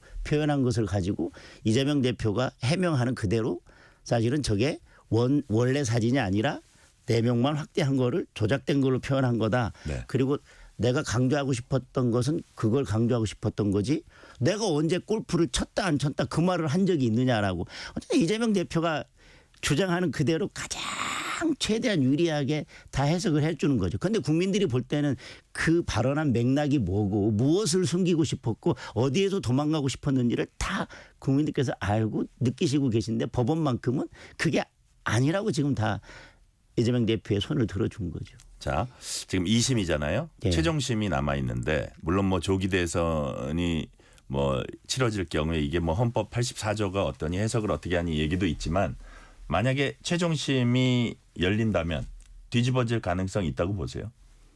저는 바로 잡아야 된다고 생각합니다. 예. 가능성은 모르겠습니다. 예. 뭐 항소심에서 이게 이렇게 될 거라고 예상했던 국민들은 많지 않을 거기 때문에 그만큼 이제는 이런 중요한 정치적 판결에서 국민들이 법원을 믿지 못하고 법관들을 믿지 못한 3명이 징역형 집행유예를 선고했는데 나머지 3명은 물론 신급에 이게 3심까지 하도록 돼 있는 것이 잘못된 것을 바로잡으라고 하는 거지만 어떻게 새로운 사정 변경도 없이 이렇게 극명하게 다른 판결을 할 수 있으며 얼마 전부터 항소심 법관들이 뭐 출신이 어떤 애 또 그 말도 많고 탈도 많은 또 무슨 법 연구회 출신이네 이런 것 때문에 우려를 했는데 네. 늘 그런 우려는 현실로 나타납니다. 그래서 저는 대법원마저도 이 부분을 정확하게 바로잡아주지 못한다면 이제 사법부는 국민들의 신뢰를 완전히 잃어버릴 것이고 설 자리를 잃어버릴 것이라고 생각을 합니다. 이걸 정말 대법원에서 꼭 바로 잡아줘야 된다. 저는 강하게 말씀드립니다. 자, 물론 이제 이재명 대표가 여러 가지 재판을 받고 있는데 가장 가까운 게 이거였거든요. 네. 그리고 뭐 민주당에서는 뭐 조기 대선이 열리는 것도 상당히 이제 뭐 이렇게 기대하고 있는 것 같고 그래서 일단은 사법 리스크의 아주 큰 짐은 당장은 덜었다 이렇게도 볼 수 있는데 향후 이재명 대표의 정치적 입지는 어떻게 될 거라고 이렇게 판단을 하세요? 저는 이 법리적으로 보면 이 판결이 잘못됐다. 그래서 강하게 유감을 표하고 네. 판결 내용 자체에 대해서는 비판을 합니다. 그리고 네. 대법원이 이 판결을 반드시 바로잡아야 된다는 그것은 사법적인 측면에서 그렇게 말씀을 드리는 것이고 예. 저는 정치적 측면에서는 과연 이것이 민주당과 이재명 대표에게 그렇게 유리한 것이냐. 저는 조기 대선은 없다고 확신합니다. 조기 대선 열리지 않을 거라면 이재명 대표는 지금 이 사건 하나만 있는 게 아니라 저는 위증교사도 항소심 가서 반드시 바뀔 거라고 생각하거든요. 네. 이 사건 하나로 재판받는 것도 아니고 이것이 최종심도 아니고 이 공직선거법 사건만 하더라도 대법원 선고가 남아 있습니다. 그리고 앞으로 대선은 멀었습니다. 네. 그런 측면에서 본다면 이재명 대표의 사법 리스크는 여전히 살아있고 여전히 계속 진행 중이고 그다음에 이번에 털어내지 못했고 그리고 민주당은 이재명 대표에게 계속 볼모로 잡혀서 이재명 대표를 어찌하지도 못하고 계속 끌려가야 되는 상황이 왔기 때문에 정치적으로만 본다면 과연 이것이 민주당이 그렇게 환영할 만한 판결인지 네. 이 폭탄을 계속 안고 계속 가야 되는 그런데 이 폭탄은 여전히 살아있는데 이재명 대표의 볼모로 잡혀서 네. 거의 뭐 200명 가까운 의원들이 이재명 대표 볼모로 계속 끌려가야 되는 상황이고 민주당이 결코 좋은 상황이 아니다. 뭐 이것이 대법원 가서 바뀌든 아니면 위증교사가 바뀌든 아직도 폭탄은 여러 군데 지뢰는 잔뜩 남아 있는데 그게 언젠가는 어디선가는 터질 수도 있는데 그게 언제 터질지 전혀 알 수 없는 상황이지 않습니까? 네. 민주당의 예상대로 희망대로 저는 민주당의 희망과는 달리 조기 대선이 열리지 않는다고 저는 확신하고 근데 조기 대선이 열리지 않는다면 이 폭탄이 계속 민주당에게는 남아 있는 것이고 네. 이 폭탄 하나뿐만 아니라 여기저기 지금 지뢰가 잔뜩 남아 있었습니다. 그런데 이번에 만약에 항소심에서도 당선 무효형을 받았다면 뭐 민주당이든 아니면 민주당의 지지자든 어떻게든 전략적인 판단을 했을 수도 있습니다. 네. 그리고 이걸 어떻게든 조기에 해결하고 다시 앞으로 뭔가 나갈 수 있는데. 앞으로 나아갔더라면 뭐 나중에 한참 후에 언제가는 열릴지 모르겠지만 그 대선에서 새로운 국면을 맞이할 수도 있는데 민주당은 계속 이 폭탄 안고 가야 되는 상황이 돼버렸습니다. 그러니까 사법부가 이렇게 정치화돼 있고 국민들이 납득할 수 없는 판결에 대해서는 정말 강한 유감을 표할 수밖에 없지만 정치적으로는 이것이 어떤 결과를 가져올지는 지금 현재로서는 어느 누구도 예측할 수 없다. 네. 자, 지금 조기 대선 없다고 확신한다고 하셨는데 자, 그러면 윤석열 대통령 탄핵 심판 선고 관련해서 지금 의원님 보시기에는 헌재에서 어떤 일이 벌어지고 있습니까, 지금? 어떤 일이 벌어지고 있는지는 잘 모르겠지만 우리가 좀 돌이켜 보면 헌재는 2월 말에 선고를 하고 마칠 것처럼 처음에는 급하게 서둘렀습니다. 뭐 초시계 들고 그만하라고 하고 직접 신문하겠다고 하지 말라고 하고 아니 오전에 형사재판이 2건이나 있기 때문에 형사재판 본안재판도 있고 구속 취소 신문도 있기 때문에 재판기를 변경해달라고 했더니 오후 시간 1시간만 늦춰주고 반드시 출석하라고 해서 뭐 마치 뭐 곧 끝날 것처럼 달려오다가 중간에 무슨 일이 생겼습니까? 홍장원의 메모, 홍장원의 진술이 이거 완전히 허위라는 게 다 밝혀졌지 않습니까? 그러다가 구속 취소가 됐습니다. 구속 취소가 되니까 헌재로서는 이제 어떤 상황이 됐냐면 예전에는 그런 생각을 했을지도 모릅니다. 탄핵을 기각하더라도 대통령께서 구속돼 계시기 때문에 아니 그나저나 직무복귀 못하는데 인용이든 뭐 기각이든 이게 무슨 의미가 있겠냐라고 했겠지만 구속 취소가 되니까 이게 상황이 완전히 판이 바뀌었습니다. 구속 취소의 이유 중에 공수처의 수사권이 없다고 하니 그러면 구속 취소를 한 그 재판부가 내란죄 본안재판도 형사재판도 할 건데 그러면 이게 공소 기각이 될 수도 있습니다. 내란죄가 무죄가 되거나 그런데 탄핵은 인용해놓고 내란죄가 공소 기각 무죄가 된다면 이것을 어떻게 감당할 것이며 아니 법원이 구속하긴 했지만 결국은 구속 취소가 되면서 사실상 불법 구금 상태에서 탄핵 심판의 처음과 끝까지 이어졌고 거기에다 대고 헌재는 입틀막 하고 초시계 들고 하고 기일 변경도 안 해주고 그렇게 달려왔는데 지금 그런 결론 못 내고 있는 이유는 뭐겠습니까? 그리고 문형배 실질적인 다툼이 있다. 문형배 권한 대행은 아니 본인 퇴임하기 전에 어떻게든 빨리 결론을 냈어야 되고 그리고 이재명 대표에게 그리고 좀 있으면 보궐선거도 있고 이런 모든 정치 상황에서 민주당에게 이재명 대표에게 유리하게 흘러가게 하려면 빨리 탄핵 인용을 해야 되는데 인용을 위한 6명 확보가 안 돼 있다. 저는 그렇게 보고 있습니다. 그리고 계속 마은혁 후보자를 임명하라고 계속 압박하는 이유가 뭐겠습니까? 그런데 한덕수 총리에 대해서 이번 주 월요일 날 선고 기를 잡았는데도 불구하고 그걸 못 참고 그냥 지금 탄핵을 계속 추진하고 있고 최상목 권한대행에 대해서 어떻게든 탄핵을 추진하면서 이제는 네. 얼마 전에 탄핵 기각된 한덕수 권한대행에 대해서 다시 또 재탄핵을 하겠다고 쌍탄핵하겠다고 또 그렇게 무리하게 가고 있지 않습니까? 네. 그 얘기는 적어도 마은혁 한 명이 필요한 상황이고 아니면 뭐 한 명이 부족한 게 아니라 두 명이 부족할 수도 있지만 어쨌든 마은혁을 임명해서 판을 어떻게든 흔들어 보고 바꿔보려고 하는 시도다. 그러니까 저는 6명 절대 지금 되지 않는다. 확보가 안 됐다. 예. 예. 그러니까 기각이나 각하를 예상한다 이런 말씀이시네요. 네. 예.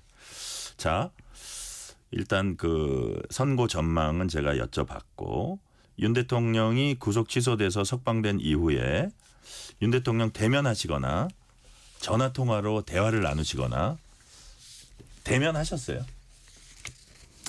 뭐 아니라고는 말 못. 방송에서 이런저런 말씀을 드리는 건 적절치 않는 것 같습니다. 예. 예.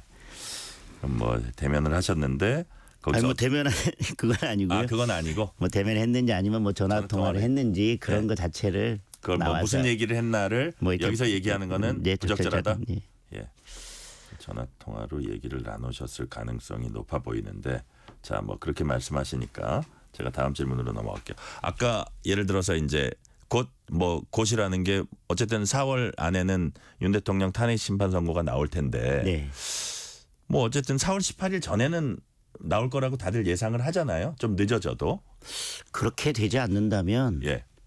현재 공백 상태로 들어가고 예. 민주당은 대통령께서 그러니까 그 권한대행 대통령 몫이죠. 권한대행이 지명하는 헌재 재판관을 민주당에서는 동의를 안 해줄 것이고 왜냐하면 그 두 사람을 탄핵 심판에 참여시키는 건 원하지 않을 테고 예, 또 그러면서 계속 주장하는 것이 아니 마은혁 임명 안 했는데 왜 나머지 2명은 임명하라고 하냐고 하면서 계속 그걸 거부할 테고 그러면 헌재가 탄핵 심판 결론 못 내리고 대통령은 직무정지 상태에서 계속 시간이 무한정 흘러가야만 하는 그런 상황이 되는데 예. 아니 아까도 계속 말씀드리지만 뭐 마치 한두 번 재판하면 끝날 것처럼 2월 달에는 뭐 그렇게 서둘러서 달려들고 뭐 그냥 그러더니 네. 지금 갑자기 브레이크 잡고 서가지고 저 어디 골방에 숨어가지고 나타나지도 않고 언제 할지 예상도 할 수 없는 상황에서 그냥 문영배 권한대행으로서는 상황이 불리하고 탄핵 인용이 안 될 것 같으니까 이걸 내던지고 도망간다면 저는 역사상 뭐 법관, 대법관, 헌재 재판관 모든 사람을 통틀어서 역사에 가장 씻지 못할 오명을 남긴 그런 저는 헌재 재판관으로 남을 거라고 생각합니다. 약간 폭력적인 부분 양쪽이 보수와 진보가 너무 극렬하게 대치하고 있기 때문에 먼저 서로 승복 선언을 해야 된다. 여당은 뭐 이재명 대표가 명확하게 승복 선언을 해라. 혹은 저 야권에서는 윤석열 대통령이 직접 사전에 승복 선언을 해라. 이런 논란이 나오는데 이 부분은 어떻게 보세요? 이재명 대표가 항소심에서 당선 무효형이 나왔으면 절대 승복 선언 안 하셨을걸요. 그리고 대법원 상고하실 거고 그럼 대법원 판결 나오면 승복 선언해라 그래도 안 하셨을 겁니다. 그러나 우선 전제를 깔고 가는 게 헌재 결정에 대해서는 승복 안 할 수 있는 방법 자체는 없습니다. 법률적으로는 무슨 뭐 항소심 있는 것도 아니고 뭐 단심이잖아요. 단심으로 가기 때문에 법률적으로는 그렇게 승복 선언 그러니까 승복을 안 할 방법이 없는데 여기서 승복 선언하라고 하는 건 대통령은 지금 여러 상황에 비추었을 때 예를 들면 임기 단축을 포함해서 점진적 퇴진이나 다른 이게 국론이 분열되지 않는 방안을 강구해 달라고 했는데 그것이 잘 안 돼서 결국은 탄핵을 선택한 것이고 지금 절차적으로나 실체적으로 여러 문제가 있다고 해서 지금 탄핵 재판을 여기까지 끌고 오셨습니다. 그러니까 탄핵 재판을 받고 오셨는데 아니 헌재가 그러니까 이걸 승복하려고 한다면 헌재가 절차를 잘 지키고 결정을 내리더라도 그 결정 내용이 누가 보더라도 납득할 만한 내용으로 결정이 내려졌을 때 승복이구나 뭐 아니면 승복이 아니구나 이렇게 이야기할 수 있는 거지. 지금 절차를 이렇게 엉망으로 진행해 놓고 절차적 위법은 뭐 헌법 교수님들조차도 너무 많은 절차적 흠결이 있다고 얘기하고 그다음에 어떤 내용에 어떤 결론을 어떻게 내릴지 그리고 그 결론에 이르는 과정이 결정문을 봤을 때 누구라도 납득할 수 있는 내용인지 도저히 납득할 수 없는 내용으로 결정을 했는지도 전혀 알 수 없는 상황에서 무조건 승복부터 하세요라고 하는 거는 저는 맞지 않다고 생각합니다. 네. 지금 절차적 승복을 할 수 있도록 해야 되는 거는 사법부가 해야 되는 겁니다. 그게 사법부의 권위고 사법부의 결정에 있어서의 명분입니다. 절차적으로도 실체적으로도 그리고 결정문의 내용으로도 누구라도 승복할 수 있도록 해야 하는 것이 사법부의 의무인 것이지 결정도 하기 전에 무조건 승복부터 하세요라고 하는 건 맞지 않고 그건 결정이 내려진 이후에 네. 절차와 실체적 내용과 결정문의 내용을 보고 그 이후에 판단할 문제라고 생각합니다. 네. 지금 이제 정치권은 아주 숨가쁘게 돌아가고 있는데 사실 가장 큰 민생 지금 현안은 산불입니다. 네. 지금 산불이 생각보다 너무 엄청나게 번지고 있어서 이게 자연의 힘이라 불가항력적인 측면은 있지만 이게 진화 헬기라든지 이런 그 담수량이라든지 뭐 여러 가지 얘기들이 있는데 이런 부분은 지금 급하게라도 좀 여야가 합의를 해야 될 것 같아요. 어떻게 보세요? 그래서 오늘 이제 그 국민의힘 지도부에서 네. 여야정 협의를 빨리 하자. 금주 내에라도 빨리 협의를 하자라고 이야기를 했고 사실 지난 연말에 민주당이 재난대응 예비비 2조 원을 그냥 일방적으로 삭감해 버렸지 않습니까? 네. 그러니까 이런 재난이 오니까 결국은 그 후폭풍이 지금 체감되고 이제 현실적으로 다가오는데 네. 그런 추경 그러니까 적어도 이 재난 대응을 위한 추경 논의를 포함해서 여야정 협의를 빨리 해야 된다고 생각하고요. 또 하나 제안한 게 이제 이 국면에서는 여야가 정쟁을 중단하자. 네. 그리고 이 산불 빨리 진화하는데 그리고 이걸 극복하는데 그리고 피해 회복하는데 우리가 전념하자. 여야가 힘을 합치자. 국민의 생명과 안전을 보호하는 데 있어서는 뭐 여야가 어디 있겠습니까? 그래서 네. 그리고 이제 저희 국민의힘 자체적으로는 산불 재난 특별위원회를 구성을 해서 이만희 의원께서 이제 위원장을 맡고 10명의 의원으로 구성을 해서 저희 국민의힘 자체 내에서라도 우선 여당에서라도 이 문제를 적극 지원하고 네. 돕는 일에 힘을 모으기로 했습니다. 네. 시간이 거의 다 됐는데 마지막으로 짧게 지금 정치적으로 혼란 상황이 계속되고 있는데 이걸 빨리 정리하기 위한 최선의 방안은 이런 식으로 가야 된다. 한 말씀 해주시면 어떤 걸까요? 지금 혼란이 오는 가장 큰 것은 결국 대통령의 탄핵 심판이 지금 스톱돼 있는 상태이기 때문에 네. 그렇습니다. 그래서 저는 헌재가 신속하게 결론을 내야 된다고 생각합니다. 그런데 민주당은 오늘 신속하게 결론 내라는 촉구안을 하면서 내용을 보니까 처음부터 끝까지 파면 선고를 하라는 촉구안이더라고요. 네. 말만 신속 촉구인데 아니라 공정하게 법과 원칙에 따라서 빨리 결론을 내주고 그리고 만약에 탄핵이 기각돼서 대통령께서 직무에 복귀하신다면 네. 이제는 여야가 정쟁을 멈추고 이런 여러 위기 상황과 경제 위기 그다음에 외교 안보를 다시 원상으로 회복하는 네. 그런 여러 노력들에 이제 여야가 힘을 합쳐야 된다고 생각합니다. 네. 오늘 말씀은 여기까지 듣겠습니다. 지금까지 장동혁 국민의힘 의원이었습니다. 말씀 감사합니다. 감사합니다. 이재명 대표 항소심 결과 관련 민주당 입장은 내일 이 시간 권칠승 의원 인터뷰 통해서 들어보겠습니다. 퇴근길 당신과 함께 읽는 세상 이야기 KBS 1라디오 뉴스레터 K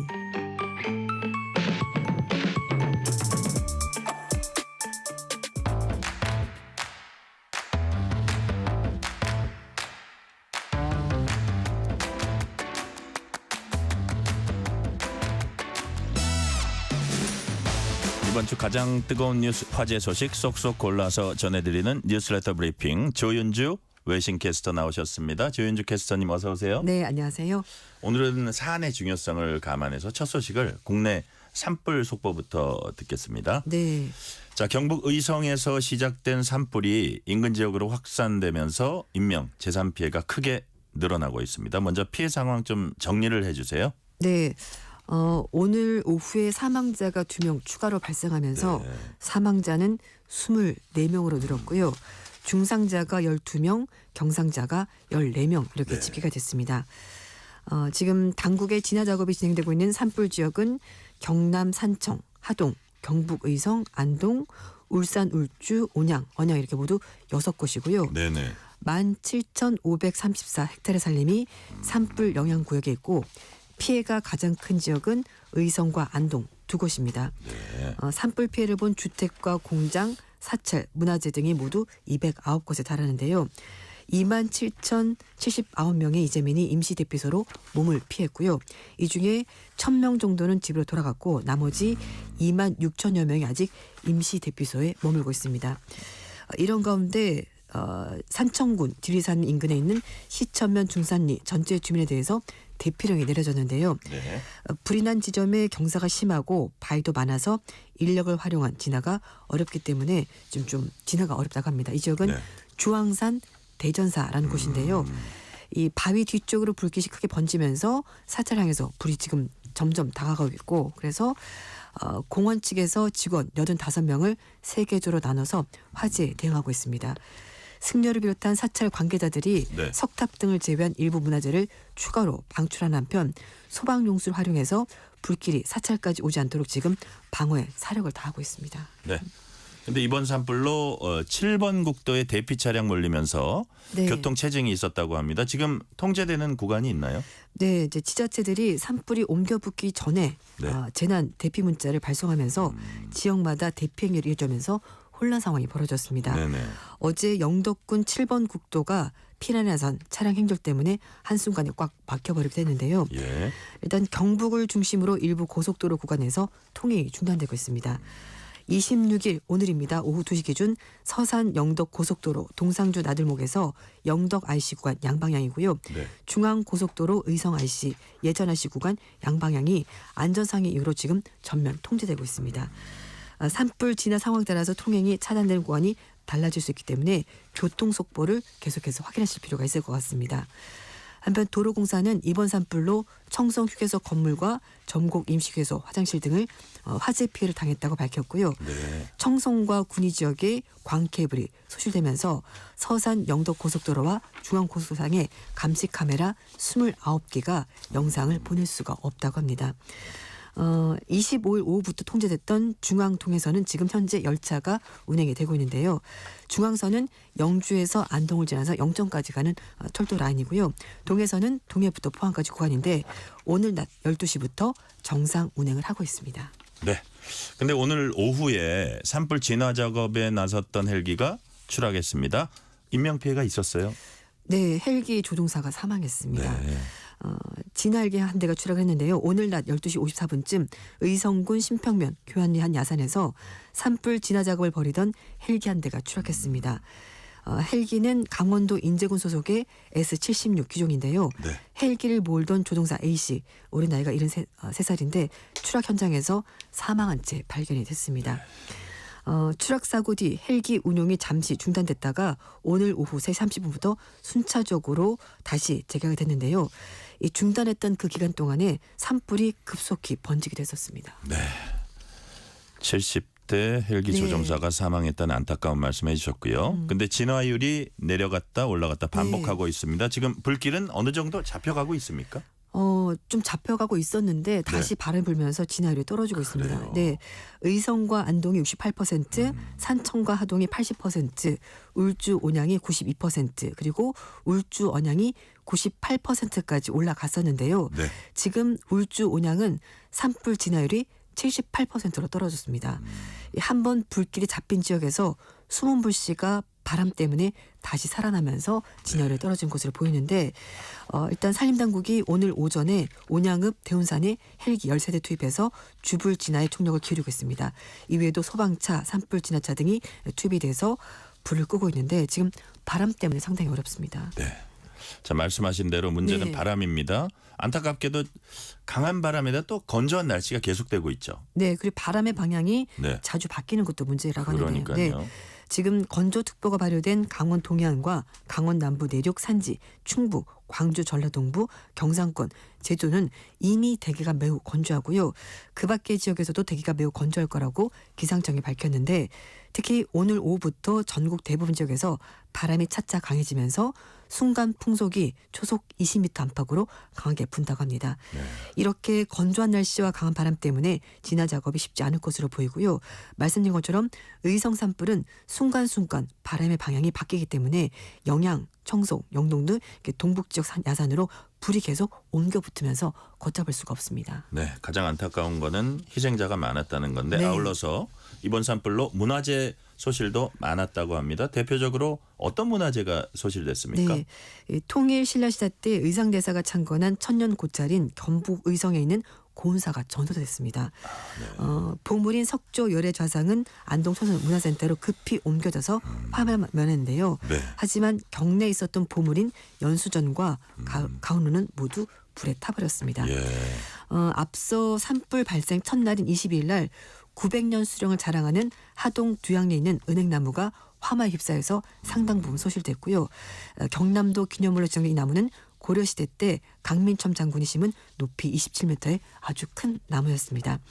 그리고 국가지정 명승인 강원도 정선에 있는 백운산 칠종령의 지정구역 일부도 불에 탔고요. 네. 23일에는 국가지정 천연기념물인 울주, 목도, 상록 수림도 역시 전소가 됐습니다. 국가유산청은 어제 오후 5시 30분 기준에서 전국에 있는 국가유산 재난국가위기경보를 심각 단계로 올렸는데요. 네. 이렇게 국가유산 재난국가위기경보 수준이 올라가게 되면은 이게 심각이 지금 최고 높은 단계거든요. 이게 처음인 일이고 그래서 의성이나 안동 등 대형 산불과 전국에서 발생하는 동시다발적인 산불 때문에 국가유산 화재 피해가 우려될 굉장히 높다라고 설명했습니다. 모두가 다 지금 조심해야 되는 상황입니다. 그러니까요. 세계문화유산 지정된 안동 하회마을이 위험하다 이제 속보도 있었습니다. 네. 그 부분은 어떻게 상황이 지금 어때요? 일단 주민들은 대피를 했고요. 네. 하회마을 7km까지 불길이 들어오면서 소방차, 비상소화장치를 이용해서 네. 1시간에서 2시간마다 계속 물을 뿌리면서 보물과 천연기념물을 지금 보호를 하고 있습니다. 산불을 방어하기 위해서 긴급구조통제단이 하회마을에 소방 차량 15대, 인원 100명을 배치했고요. 네. 병산서원에도 소방 차량 11대, 인원 41명이 배치가 되어 있습니다. 이와 함께 우리나라에서 가장 오래된 목조 건물인 안동의 봉정사도 네. 화마를 피했는데요. 봉정사에 있는 유물들은 만일에 대비해서 국립경주문화연구소로 이미 옮겨졌다고 하는데요. 네. 봉정사는 유네스코 세계유산으로 등재된 우리나라 산사로 극락전과 대웅전이 각각 국보로 지정이 되어 있습니다. 한편 의성에서 번진 산불이 안동 기란면까지 넘으면서 소실된 것으로 추정됐었던 만휴정은 가까스로 불길에서 살아남았다고 하는데요. 네. 만휴정은 미스터 선샤인 드라마 아시죠? 네네. 촬영지로 널리 알려진 곳인데 다행히 그렇군요. 살아남았다고 합니다. 뭐 소방서 직원들 해서 이제 모두가 이 불을 막기 위해서 최선을 다해서 화염의 피해를 막을 수 있었다고 합니다. 네. 자, 주민들은 대피했지만 미처 대피하지 못한 반려견들이 또 희생되는 그런 안타까운 소식도 있었다고 해요. 네, 뭐 주민들이 뭐 희생되신 것도 너무 안타깝긴 합니다만 이게 이제 산불이 번지면서 그 반려견들이 목줄에 묶여 있어가지고 탈출하지 못해서 희생된 일이 있었다고 동물보호단체들이 밝혔는데요. 뭐 반려견뿐만 아니라 축사에 있던 동물들도 굉장히 많이 희생이 됐다라고 동물보호단체 측에서 얘기를 하고 있습니다. 네. 오늘은 산불 소식만 이렇게 알려드리겠습니다. 지금까지 뉴스레터 브리핑 조윤주 외신 캐스터였습니다. 조윤주 캐스터님 감사합니다. 네, 감사합니다.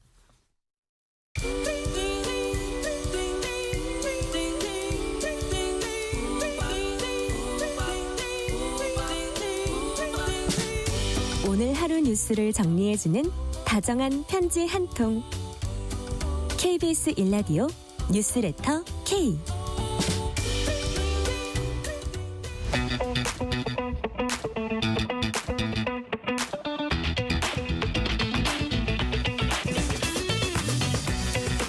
알면 독이 아니라 득이 되는 법 이야기, 법이 든 성배. 매주 수요일 깊이 있는 법 지식 잔에 꽉꽉 채워서 아주 쉽게 풀어주시는 분입니다. 박성배 변호사 나오셨습니다. 박성배 변호사님 어서 오세요. 안녕하세요. 법이 든 성배 박성배 변호사입니다. 자, 오늘 첫 소식은 토지거래 허가제입니다. 월요일부터 토지거래 허가제가 서울 강남 3구하고 용산구 전체 아파트로 확대됐습니다. 35일 만에 재지정되면서 오히려 대상 지역이 늘어났고요. 자, 우선 토지거래 허가제도. 어떤 제도입니까? 이 토지거래 허가제도는 이게 투기적 거래를 방지하기 위해서 특정 지역에 한해서 일정 면적 이상의 토지거래에 허가제를 부여하는 제도라고 할 수 있습니다. 개인 간의 토지를 매매할 때는 자유롭게 토지 매매가 허용되어야 합니다. 그렇지만 네. 예외적으로 당국의 허가가 없이는 그 매매 계약의 효력을 발생하지 않게 하는 제도라고 할 수 있습니다. 개인이 토지를 매매할 때 사전에 허가 신청을 하면 관련 기관은 15일에서 25일 이내에 허가 여부를 결정하여야 하고 토지를 매수한 매수인은 주거용으로 2년 이상 실거주할 의무를 부담하게 됩니다. 네. 만약 사전에 허가를 받지 않고 토지 매매 계약을 할 경우에 그 매매 계약은 무효로 귀결되고 등기 이전을 할 수조차 없습니다. 만약 허가를 받지 않고 토지 매매 계약을 할 경우에는 형사처벌 규정도 따로 존재합니다. 2년 이하의 징역 또는 토지 가격의 30% 이하에 해당하는 벌금을 부과하게 됩니다.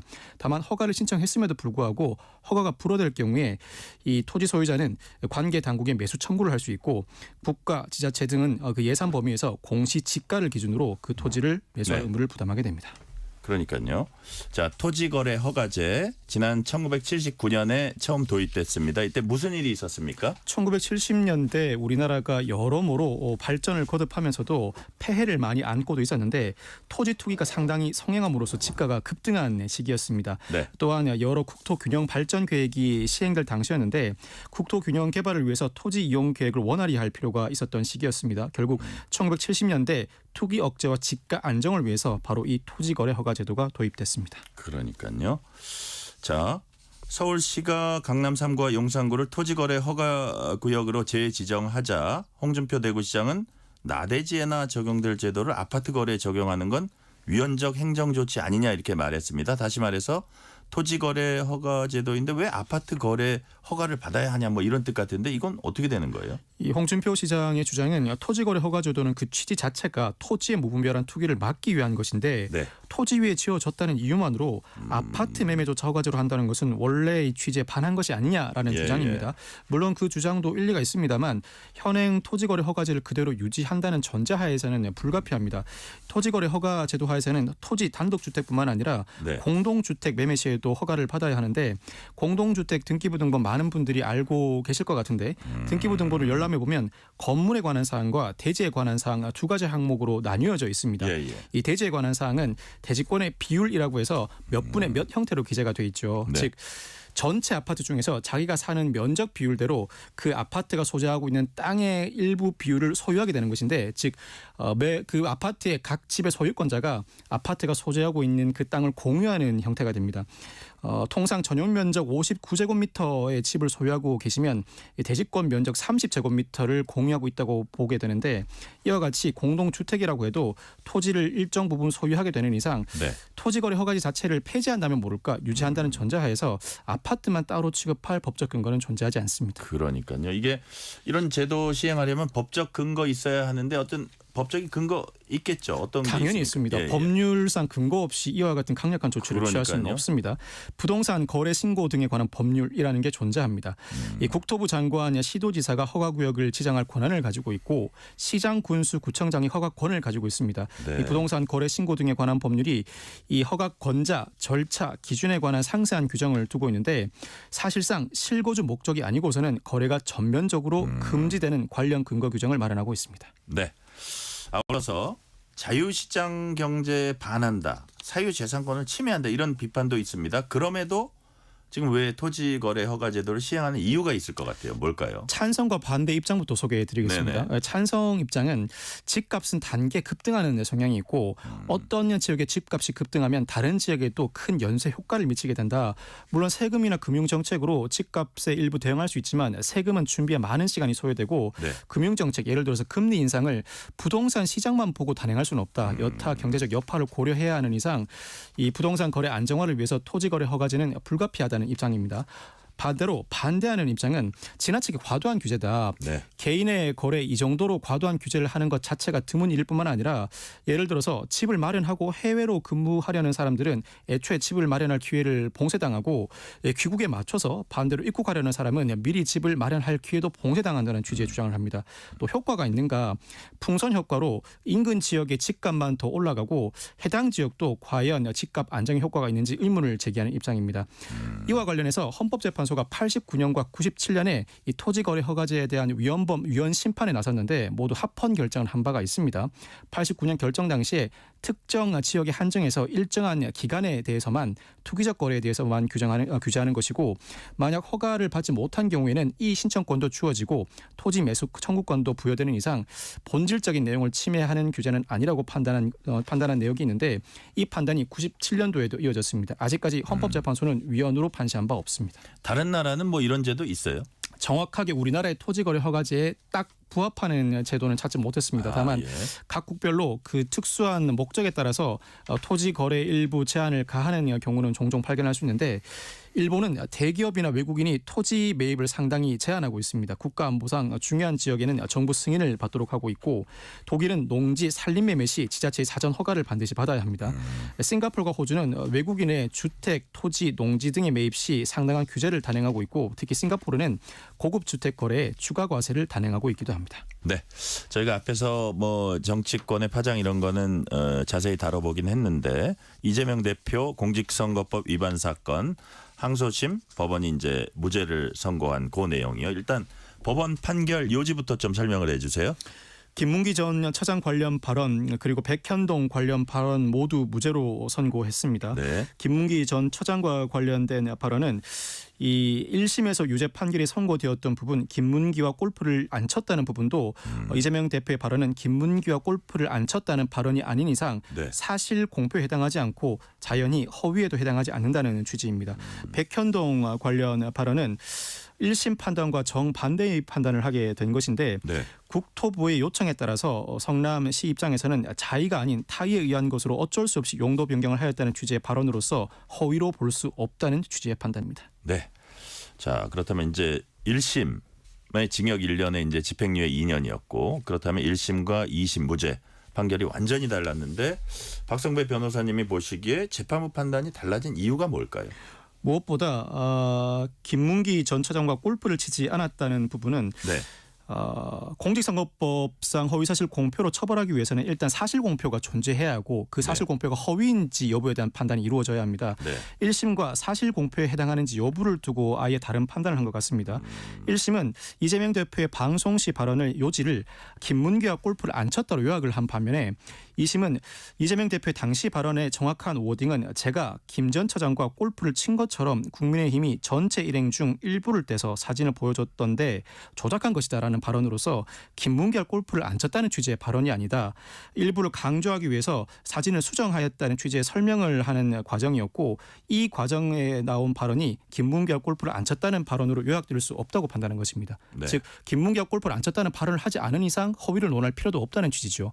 그리고 백현동 관련 발언은 동일한 자료를 두고 1심과 2심이 완전히 다른 판단을 했는데 1심은 의무 조항에 따른 것이 아님을 명백히 하면서 국토부가 성남시에 관련 공문을 보냈고 당시 국토부가 구체적인 용도 지역을 특정하지도 않은 만큼 성남시가 국토부로부터 압박을 받아서 용도 지역을 변경한 것은 허위라고 판단했습니다. 그렇지만 2심은 당시 국토부가 성남시에 공문을 보낼 때 3차례에 걸쳐서 공문을 보냈는데 법률상 근거를 명시하면서 용도 변경 요청을 하였다. 그렇다면 이 공문을 받는 성남시 입장에서는 자의가 아닌 타의에 의한 것으로 어쩔 수 없이 그 요청을 수용하였다는 취지의 발언을 할 수 있고 그 취지는 법률상 요구에 어쩔 수 없이 응했다는 취지인 이상 협박이라는 또는 직무유기라는 발언이 과장된 표현으로 들어갔지만 전체적인 취지가 허위가 아니라는 취지로 판단했습니다. 그러니까 전체적인 취지로는 허위가 아니다 이렇게 판단을 한 거고요. 아울러서 또 재판부가 좀 주목해서 봤던 부분이 어떤 지점이라고 보세요? 허위사실 공표로 처벌하기 위해서는 다시 설명해 드리지만 사실 공표여야 하고 그 사실 공표가 허위인지 여부가 판단되어야 합니다. 무엇보다도 1심에서 무죄 판결이 선고되었던 예를 들어 성남시장 재직 당시에는 김문기 전 차장을 몰랐다 부분이라든가 경기도지사에 당선되고 공직선거법 위반으로 기소된 이후에야 김문기 전 차장을 알게 되었다는 취지의 발언 이 발언과 관련해서도 항소심 재판부가 검사에게 공소사실 변경을 요청한 바가 있습니다. 네.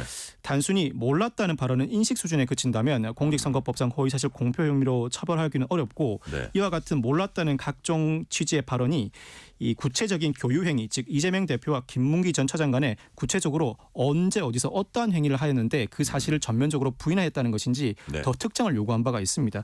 그런데 그 공소장 변경 요구에 따라서 검찰이 공소사실을 변경하기도 했습니다만 주요 부분에 걸쳐서 재판부 설득에 실패한 것으로 보입니다. 네. 앞서 재판부는 공판 과정에서 검찰에 공소장 변경을 이제 요청하기도 했습니다. 네. 자, 공소장 변경이 재판 결과에 영향을 미친 걸까요? 재판 결과에 영향을 미친 부분은 1심의 무죄 판단이 2심에도 그대로 유지된 이상 그죠. 그 부분이었죠. 공소장 변경 맞습니다. 요청한 거는. 그 검찰의 공소장 변경은 결국 1심 판단을 뒤집는데 실패했다고 할 수 있습니다. 네. 반면에 1심에서 유죄 판결이 선고되었던 부분에 대해서는 따로 재판부가 공소장 변경을 요구한 바가 없는데 네. 사실 1심 판결 외에도 2심 판결 진행 시에도 증인이 추가로 출석해서 증인 신문을 하기도 했었고 예. 자료에 특별히 1심 판결을 뒤집을 만한 새로운 증거가 현출된 바는 없습니다. 예, 그렇다면 같은 자료를 두고 1심과 2심 재판부가 완전히 다른 판단을 한 것인데 이 판결을 통해서 역시나 같은 자료를 토대로 한다고 하더라도 재판부에 따라서 판결을 완전히 달리할 수 있다는 사실을 다시 한번 확인할 수 있을 것 같습니다. 네. 앞으로 대법원 판결이 남아 있습니다. 일각에선 대법원이 이르면 5월에도 최종심 판결을 낼 수 있다는 관측이 나오는데 어떻게 전망하십니까? 공직선거법은 그 공직선거법 위반 사건에 대해서 기소된 때로부터 1심은 6개월 이내, 2심과 3심은 전심 판결 선고시로부터 각 3개월 이내에 선고하도록 하고 있습니다. 이를 이른바 633 원칙이라고 하는데 훈시 규정이라 재판부가 따를 의무가 존재하지는 않습니다. 만약 3월 26일 선고된 이 사건 항소심 판결 대법원으로 이어질 가능성이 상당히 높아 보이는데 조희대 대법원장인 취임 당시에 주요한 사건은 신속하게 판결이 선고되어야 하고 공직선거법 위반에 대해서는 공직선거법의 판결 기간 규정을 준수하겠다는 취지의 입장을 밝힌 이상 네. 그 기간을 원칙에 따라 준수한다면 6월 26일까지는 상고심 판결이 선고되어야 합니다. 그런데 현재 윤석열 대통령 탄핵 심판 사건의 흐름상 네. 4월 초까지 탄핵 심판 선고 기일이 밀리고 탄핵 심판 인용을 전제로 할 때 헌법에 따라 대통령 고리 시 60일 이내에 대통령 선고를 하여야 하므로 네. 6월 초에 대통령 선거가 있을 예정인데 이재명 대표의 공직선거법 위반 사건의 상고심은 6월 26일까지 네. 대통령 선거는 6월 초라면 어떤 부분이 먼저 진행될지 단언하기는 어렵습니다. 그렇지만 그동안의 관행에 비춰본다면 대통령 선거가 먼저 진행될 가능성이 더 높은 것이 사실입니다. 네. 다음 이슈 짧게 살펴볼게요. 아이돌 그룹 뉴진스가 당분간 모든 활동을 중단하겠다 이렇게 전격 선언했습니다. 활동 중단 이유가 뭡니까? 활동 중단을 하게 된 이유는 앞서 어도가 뉴진스 멤버 5명을 상대로 네. 소속사 지위 인정 가처분 신청을 한 바가 있습니다. 그 외에 여러모로 연예 활동을 전면적으로 금지하는 취지의 가처분 신청을 한 바가 있는데 네네. 이 가처분 신청이 지난주에 모두 받아들여진 바가 있습니다. 이에 따라서 뉴진스는 어도의 사전 승인 없이는 독자적인 활동을 할 수 없게 되었고 그래요. 만약 그대로 활동을 하게 된다면 그로 인해 발생하는 수익은 모두 어도와 나누거나 모두 귀속시켜 주어야 할 상황이었습니다. 이에 따라서 향후 연예 활동을 어떻게 진행해 나갈지 계획을 세우고 법적 정비를 다시 한번 가다듬고자 뉴진스의 활동은 잠정적으로 중단한다는 선언을 한 것으로 보입니다. 그래요? 자, 그래서 뭐 법조계에선 뉴진스 행보에 대해서 우려스럽다, 변론 전략 재검토해야 한다는 의견도 나오고 있다고 해요. 왜 그런 겁니까? 사실 이 사건은 본안 재판으로 간다면 네. 신뢰관계 파탄을 이유로 계약 해지는 인정될 수 있습니다. 네. 신뢰관계 파탄을 이유로 계약 해지를 할 때는 누구에게 귀책 사유가 있는지를 구체적으로 따져보지는 않습니다. 네. 다만 그 계약 해지가 이루어진다면 신뢰관계 파탄의 주된 원인을 제공한 측은 그 원인을 제공하지 않거나 그 원인을 덜 제공한 측을 상대로 네. 상당에게 손해배상 의무를 부담하게 되는데 아마 이 사건 본안으로 진행된다면 향후 상당 부분 시간이 걸리겠죠. 그 시간이 걸리는 과정에서 계약 해지는 인정하되 네. 뉴진스 측이 어도에 상당 금액의 손해배상금을 지급하라는 판결이 나올 가능성이 상당히 높아 보이긴 합니다. 이에 따라서 애초 어도가 뉴진스 멤버를 상대로 가처분 신청을 했을 때 과연 인용될지가 의문이었는데 네. 법원은 의외로 계약 해지 사유가 전체적으로 존재하지 않는다는 이유로 어도 측의 주장을 전면적으로 받아들이면서 뉴진스의 활동을 금지하는 가처분 인용 결정을 했습니다. 이혼 사건의 예에 비추어 본다면 일정 부분 뉴진스에게 현재 귀적 사유가 존재할 뿐만 아니라 네. 귀적 사유가 존재하는 일방이 계약 해지를 원하고 있지만 아직까지는 신뢰관계가 온전히 파탄되었다고 볼 만큼 신뢰관계 파탄의 상태가 오랜 기간 지속되지 않은 것이다. 그렇다면 이혼을 인정하지 않는 것처럼 신뢰관계 파탄을 원인으로 계약 해지를 지금 이 시점에서는 인정할 수 없다는 취지의 판결이었습니다.